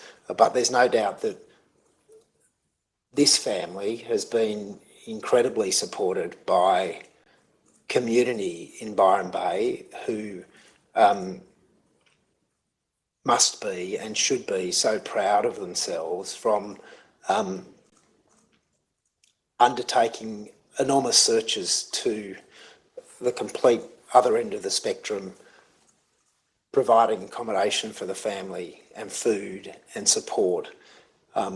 And that's extended for years, and it continues to extend. So there's absolutely no doubt that the family's incredibly thankful.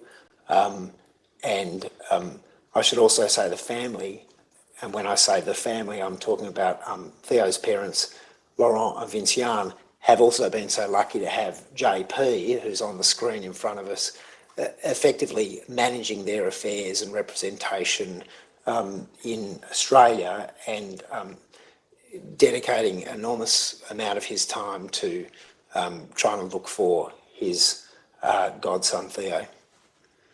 Thanks very much, Mr. Thank you, Your Honour. Ms. Palmer. Your Honour, I was going to prevail on counsel assisting to lend me her lectern. I don't know if you want to enjoy briefly while I move it over, or if I can just move it over now. Is that okay? That's fine. So I'm not as adept as Mr. Evenden. It's very just.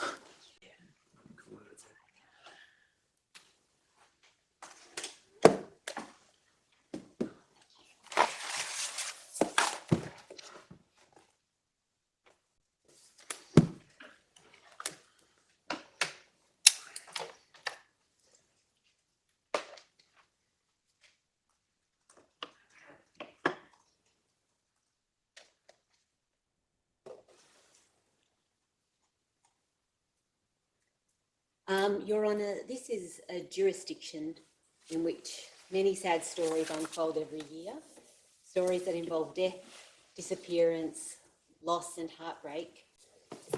One might think, working in this jurisdiction, like many of the people at the bar table do, that you would become accustomed to hearing these stories, but somehow you don't. The individual stories stay with you, and Theo's story is no exception. The evidence shows that when he disappeared, Theo was at the tail end of a wonderful working holiday in Australia that was drawing to a close. His travels abroad included time spent with his much-loved godfather, JP, and his cousin Lisa. When Theo travelled to Byron Bay, so close to the end of his overseas trip, Theo's mind was already turning towards heading home. He was thinking about the upcoming exams he was required to pass in Belgium to enter the engineering course of his choice, and he was thinking about being reunited with his family.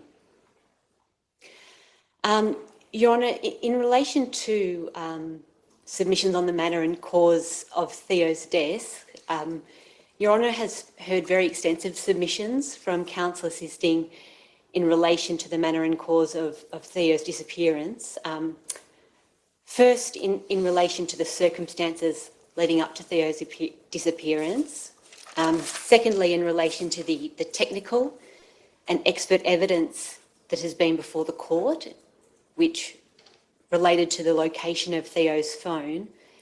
And third, the nature and the adequacy of the police investigation following the report of Theo's disappearance on 6th of June 2019. Your Honour, in relation to the first and second of these topics, the Commission doesn't really have much to add. Your Honour has already heard submissions summarising the expert evidence of Professor Seneviratne. On the basis of this evidence, it appears that Theo's phone was at Cosy Corner at around 12:05 a.m. on 1st of June 2019, and subsequently higher up on the headland 24 minutes later on the same day. According to Professor Seneviratne, it appears that the phone never ascended so high on the headland that it was level with the cottages at the base of the lighthouse. Your Honour has also been provided with evidence from Detective Sergeant Peter Rudens in his statement regarding the walking trails that extend up and down the headland above Cosy Corner. And Your Honour has also heard from Senior Constable Sterling about the narrow path that runs down the headland, and it was described by Counsel Assisting as being about 1 to 2 metres in what we've been describing as the green area. Senior Constable Sterling described the path as being rocky, slippery and uneven, a place where someone could very easily trip. He said that where the path runs close to the edge, the ground is crumbly and could give way. Senior Constable Sterling also placed a high level of significance on the yellow pins that depict Theo just before midnight going up into the headland and returning, with the overall trip taking around 8 minutes. In his view, this indicated that Theo was trying to get up to the road or some higher point. He was trying to reach a road or structure or lights. Something was drawing him up in that direction. Your Honour, you've also heard evidence that Theo's phone activity, which involved viewing a short YouTube video and messaging two separate friends very close to 1 a.m, arguably indicates that Theo was not stressed or feeling in danger. That phone activity does not suggest the physical presence of another person, but it does not preclude the presence of another person either. And you've heard some evidence that, or it's been provided in the brief, that DNA evidence was eventually obtained from Theo's cap, and that only one profile, a profile identical to that of Theo's, was identified based on the sample obtained. In short, the DNA evidence obtained from the cap confirms that the cap was Theo's, but it does not indicate the presence of another person. But similar to the messages, it does not preclude the presence of another person either. Your Honour, the Commissioner wishes to emphasise that despite some of the submissions that have been made today, the position of police has always been and remains that all potential leads substantiated by evidence will be investigated.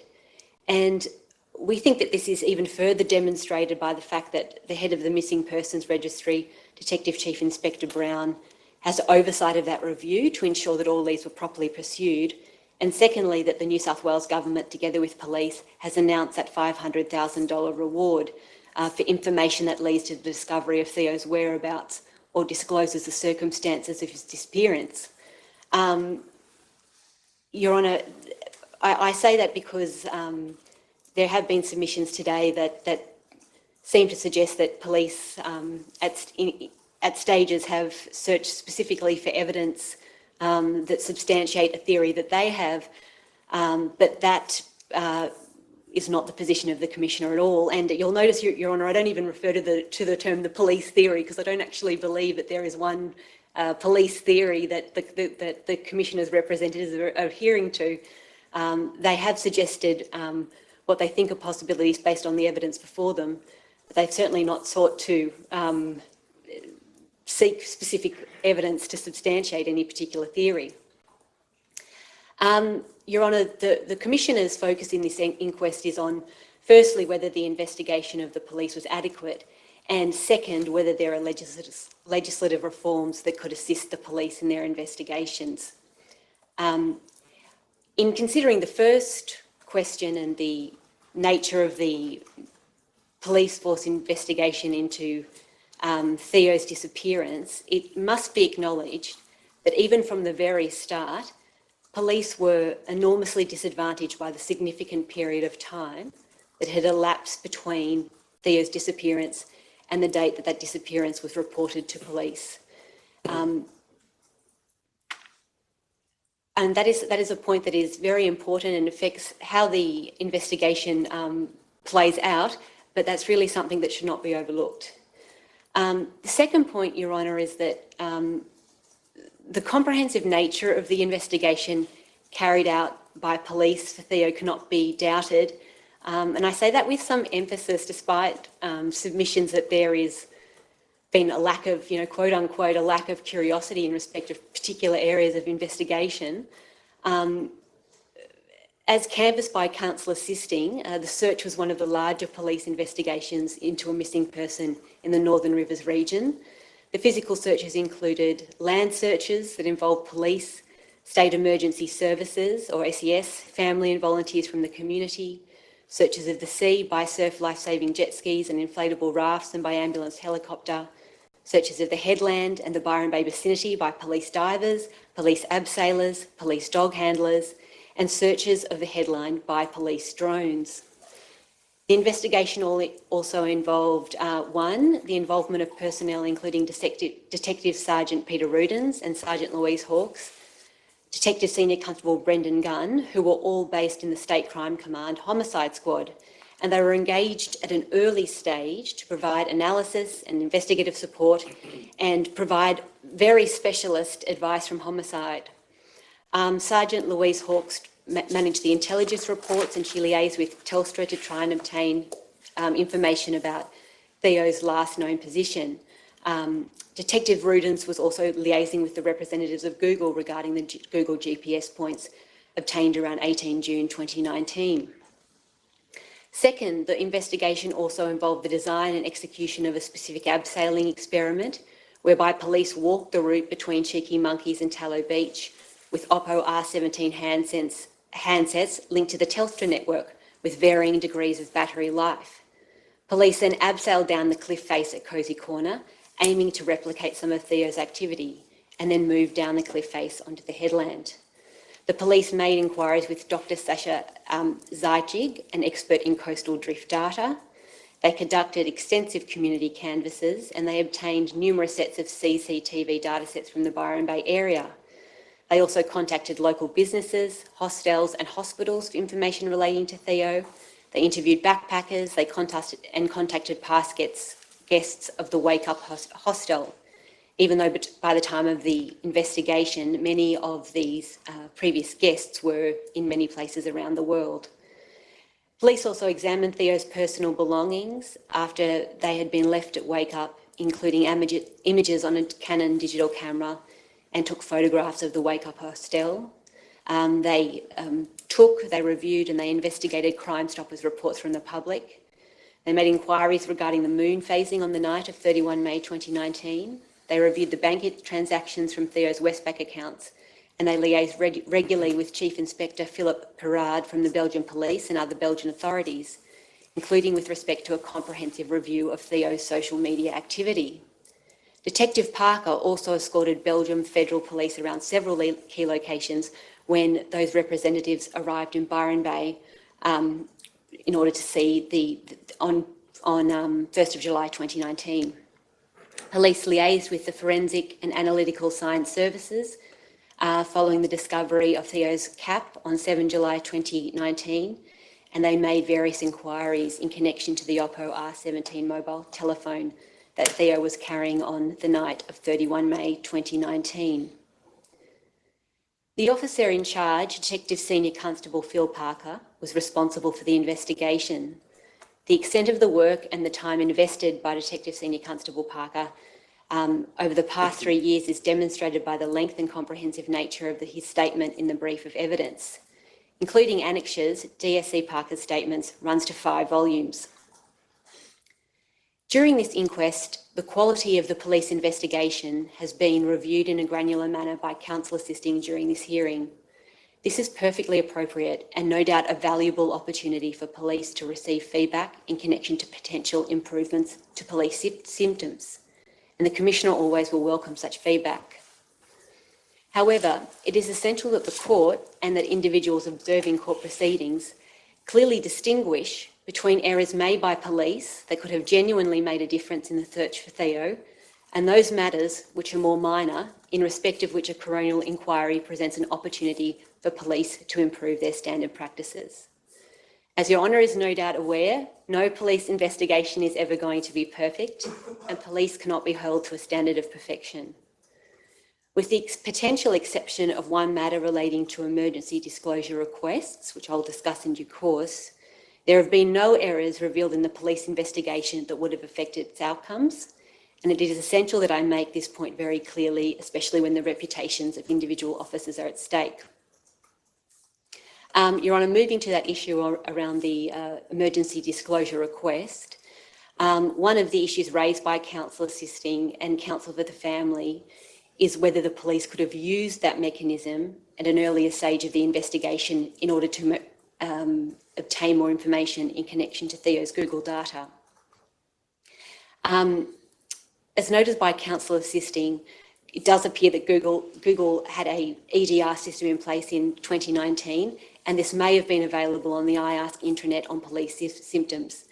It appears quite simply that if the information was available via the iAsk intranet pages, it was simply just not easy enough for police officers to find. This has now been remedied in the 2022 Missing Persons Standard Operating Procedures, and Your Honour will find that new information at page 69. It is also really important to note that even if the police officers had ascertained that they were able to make this kind of EDR application, they would have faced a similar challenge as the Belgian police if they had assumed that Theo's Gmail account was a relevant account rather than the Hotmail account. The Belgian police had made a request on 9 June, but provided Theo's Gmail account as it was assumed this was the most important reference point. And this is why even the EDR made by Belgian police did not bear fruit until 18 June 2019, when Google personnel noticed that there was another email address associated with Theo's Google account. So, Your Honour, I say that to stress that it is by no means clear that by making an EDR request around 9 June 2019, that New South Wales Police would have necessarily obtained the Google data more quickly than it did. But of course, there would have been a higher probability of being able to get that data. Your Honour, I also want to turn briefly to address some of the criticisms of the physical searches. Sergeant Amanda Vidler, leading Senior Constable Lewis Patworth and Senior Constable Sterling all acted as LANSAR coordinators on particular days of the search, and each was an impressive witness with in-depth knowledge of searching methods and techniques. The Commissioner submits that Your Honour would find that the instincts of leading Senior Constable Patworth were exceptional for some of the reasons mentioned by counsel assisting, in that first he sent groups to search bushland near the cricket nets to the east of Cheeky Monkeys, but also those bushland areas that had proximity to the mobile phone wedge, and he did this on the first day of the search. He chose these areas because he rationalised that if Theo were injured and immobile, he would have already been found if he were located in a more built-up area. The second very good thing that leading Senior Constable Patworth did was that despite Cosy Corner being outside of the vicinity indicated by the mobile phone wedge to be of interest, he sent a group to search this area, which was searched in the first 2 days. It's indicated that, like Sergeant Vidler, Senior Constable Patworth was also appropriately using the data he had as a guide, but did not close his mind to the fact that it was possible that Theo's phone lay outside the area marked by the mobile telephone wedge. Third, as also indicated by counsel assisting, leading Senior Constable Patworth did very thorough searching when he realised that there was a water pipe running up through the bush at the north corner of Cosy Corner. and he ensured that this area was very thoroughly searched, including an intensive 10-metre search on either side. Counsel assisting has rightly indicated that leading senior constable Patworth had only conducted 2 previous searches. However, he also gave evidence that if any particular questions arose, he had access to more senior people such as Sergeant Fiddler and New South Wales Rescue and for additional guidance. He also appropriately conceded that he did not recall bringing GPS devices on the first day to provide to the searchers. And, Your Honour, this may be correct, but I do note that there is contrary evidence from Michael Fuggle, who led the searches on the first day near the cricket nets, that his group did have some GPS devices. So it's a bit unclear. It's possible someone may have collected the GPS devices and brought them to the command, but, Your Honour, that's just speculation. Leading Senior Constable Patworth also admitted that he had not completed the Pulsar training at the time the search began, and he does know how to use this system now. But it's also very important to be clear that we would submit these factors made no material difference to the outcome of the search. Leading Senior Constable Patworth gave evidence that he was confident the areas he had marked off using a pen had been thoroughly searched, and although GPS devices are no doubt a very useful tool, areas can still be searched without them. Your Honour, just moving briefly to the issue around thermal imaging and the use of a helicopter to carry out this kind of task. I don't believe it's in contention that Westpac 4, which was an ambulance helicopter, attended Byron Bay for a search of the Cape on the morning of 9 June. And the records show that helicopter lifted off at 11:50 a.m. and returned to its base at 12:54 p.m. This was a result of a request by police at 10:35 a.m. for the assistance of a helicopter. In regards to whether Leading Senior Constable Patworth specifically requested a helicopter with thermal imaging capabilities, Leading Senior Constable Patworth could not recall precisely what steps he took in relation to this, but he said, "If I want a resource to come and assist my search, I relay that information to the search controller. It would have been Acting Inspector Hamilton who I would have made inquiries with." And Your Honour, that's at pages 603 to 604 of the transcript. And this is relevant because there is an entry by Detective Senior Constable David John Greenway made at 11:09 a.m. At page 22 of the police event, which is at tab 33.3 of the brief, indicating that contact was made with New South Wales Air Wing and that they had canvassed the possibility of a response to coincide with a land search. And there's also a second entry by Detective Inspector Grant Erickson on page 24, indicating that he had spoken with the duty officer, Acting Inspector Hamilton, and that a request had been put in for Pol Air and forwarded for consideration. So it could be that things happened above the level of Leading Senior Constable Patworth in terms of what resources were ultimately allocated, but Your Honour would not find that Leading Senior Constable Patworth neglected his duties with respect to requesting the helicopter. I also note Counsel Assisting's concern about the fact that there was not necessarily an enormous amount of records that covered the handovers between the inspectors and the search coordinators at the time. I think that as acknowledged by Counsel Assisting, that can partly be put down to the passage of time and also the fact that it's a close community. The officers are very used to working with one another, and I do think a lot of that communication does happen over the phone, but I recognise Counsel Assisting's point that for the purpose of reviewing what happened and going back and understanding what steps were taken, it would be useful to have more documentation.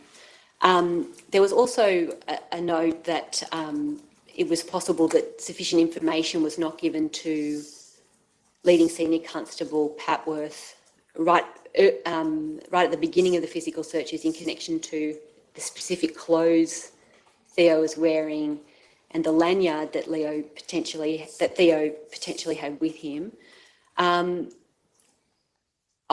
don't have evidence to hand as exactly what the information was Leading Senior Constable was provided with on that morning of the 9th of June, but there is evidence in the brief that people who were searching that day did report to more senior police when they found items of interest, be they clothes and they always sought the advice of someone more senior before disregarding that. So I think the family can rest assured that had clothes been found, it would have been reported up to a more senior person, and that that would have been looked at.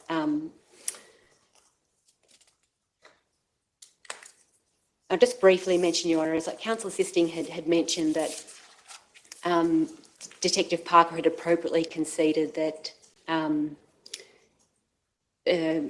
going back in time, he may have researched the area where Theo's cap was found around 7 of July 2019. And I just would note in regard to that Detective Parker also gave evidence that in his mind at that point, the focus had now turned to Cosy Corner. The police knew that Theo had been near that area, and so the significance of locating the hat confirmed that Theo had passed through the area, but it didn't change the fact that after losing the hat, Theo had then moved further up the beach, and that was where the search was focused. So I think there was a logic to that, even if looking back with the benefit of hindsight, Detective Parker would have researched that area.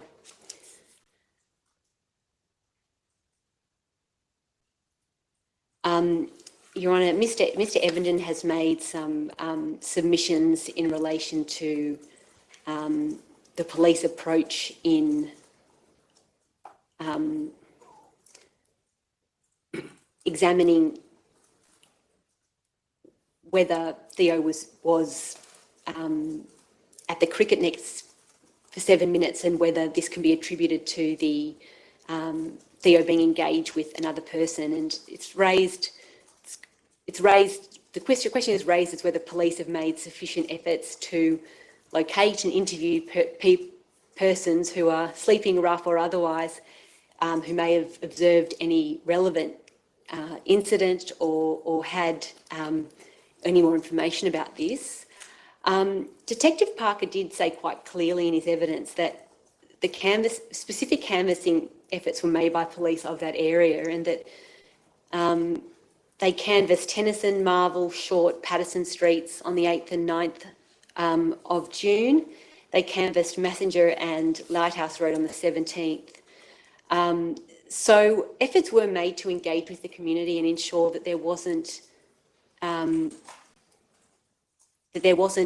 information or people nearby that was available to police they weren't getting. So I just also note that Detective Sergeant Grant Erickson conducted a handheld interview of one particular man who was sleeping rough on 11 July 2019.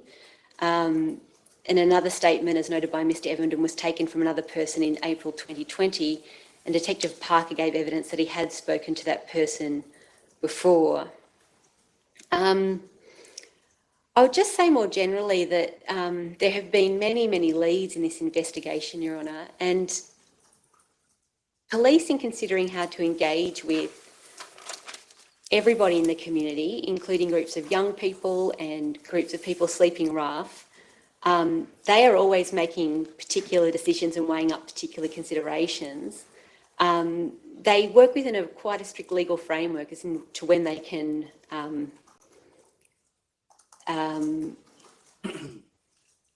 lawfully detain someone, and even in the statements that have been taken of these people, two persons in particular who were known in the community for sleeping rough, there's just nothing in those statements that connects those men or their stories to Theo's disappearance at all. And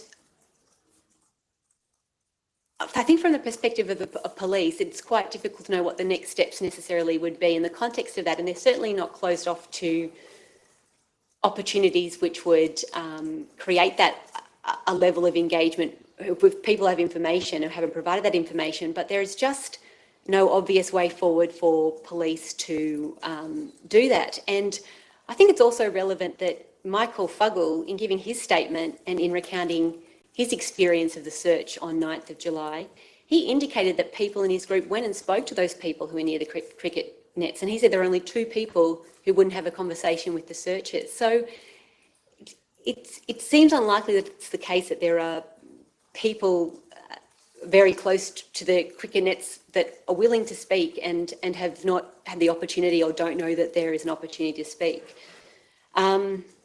And just finally, in terms of whether the police made adequate efforts to ensure there was no party at Cosy Corner, again, police are in the position where there is just simply no evidence that there was any party at Cosy Corner that night. It was no reports of parties. It was a very, very cold evening. In a statement from an Uber driver, Jiri Janusek at tab 220A, he indicated that as a driver, he'd driven to a party at Tello's probably 3 to 4 times a year. So that evidence, that just shows that Detective Parker was asking people that he thought might be helpful with regard to the party, whether they knew of any party, and it just simply was nothing that was forthcoming. And similarly to Mr. Evenden raising the idea of the social media report searches, I don't understand, based on the social media searches done by the family in connection to whether there was a party at Tello's at that time, that there was actually a party at Tello's. So I think that's a rather unfair criticism to say that police should have done more in that regard, especially as there is nothing that would indicate from Theo's movements or messages that he was heading to a party or attending a social gathering. Your Honour, I now turn to the recommendations proposed by Counsel Assisting. In our view, the most crucial and forward-looking recommendations of those proposed by Counsel Assisting are addressed to the New South Wales and Australian Law Reform Commissions. We completely agree with Counsel Assisting that it is essential that these bodies consider reviewing the legislative powers available to police and coronial investigators in the investigation of missing persons. And we consider that Counsel Assisting and the team assisting is correct to see that the tragic disappearance of Theo presents a unique situation that has highlighted the variety of ways in which police and other investigators are mired when a person is deemed missing as opposed to a victim of violent crime. And the Commissioner wishes to express her gratitude for the comprehensive manner in which Counsel Assisting has canvassed the multiple roadblocks for police that face them every day when trying to investigate missing persons. And the Commissioner also wishes to highlight the extent to which they rely on the goodwill of private companies, including banks and telecommunication companies, to assist them. Legislative reform is definitely necessary to drag missing persons cases out of what Counsel Assisting has aptly called the jurisdictional grey area. Your Honour, in relation to what is in my set of recommendations, recommendation 2, that relates to the installation of a CCTV register in Byron Bay, New South Wales Police notes that it has a corporate system for logging CCTV. It's known as CAM-FIND, CAM-FIND. This is, the Commissioner does not formally oppose the recommendation, but notes that it will take a significant amount of time and diversion of police resources to keep that CCTV register in Byron updated. In relation to recommendation 3, which concerns the CCTV and software issues, the Commissioner supports this recommendation and indicates that it already takes steps to investigate mechanisms, including commercial software platforms, to facilitate efficient downloading and effective viewing of CCTV footage. In relation to recommendation 4, the Commission, Your Honour, this recommendation concerned developing a single point of contact, which is available on a 24-hour, 7 days a week basis to facilitate requests for data. The Commissioner completely understands the attraction of developing a single point of contact, and I think it was raised in the evidence of Detective Chief Inspector Glenn Brown that there's a real benefit to having someone with the knowledge of the systems and the language of the systems to be the one who's making that application. It's currently envisaged by the standard operating procedures that individual officers are the ones who make these requests, and I'm instructed that the Commissioner does not oppose this recommendation, but for the Commissioner, it needs to be considered in a broader context that takes into account resources and the specific functions of particular police units, such as IASC or the Missing Persons Registry. Your Honour, in relation to recommendation 5, which concerns the development and appropriate resourcing of in-house technical expertise, again, I do understand the basis for this recommendation, but I will need some time to receive instructions, as this was one of the ones that was received later. But, Your Honour, it becomes a question of resources and what can be justified in a context where private companies are performing that role at the moment. But I'll get some instructions on that matter and send those over to Council Assisting. In relation to recommendation 6, that the investigative review component of the MPR be supported to continue the current review into the disappearance of Theo. Your Honour, I will need some time to obtain instructions, but I'm confident we support that in the sense that we're already doing that and carrying out those steps in connection to that. In relation to recommendation 7, that recommendation concerned the proposed amendments to the standard operating procedures, and they are supported by the Commissioner. And Your Honour, I will need to get some further instructions also in relation to recommendation 8, which concerns the consideration of revisions to the missing persons SOPs or the LANSAR protocols to ensure that there is documentation of daily briefings between the investigators and the land search coordinators, and appropriate continuity between land search coordinators. And just in relation to the final recommendation, which concerns the Youth Tourism Australia, obviously the Commissioner would support any measures that enabled missing persons to be reported to the police as quickly as possible.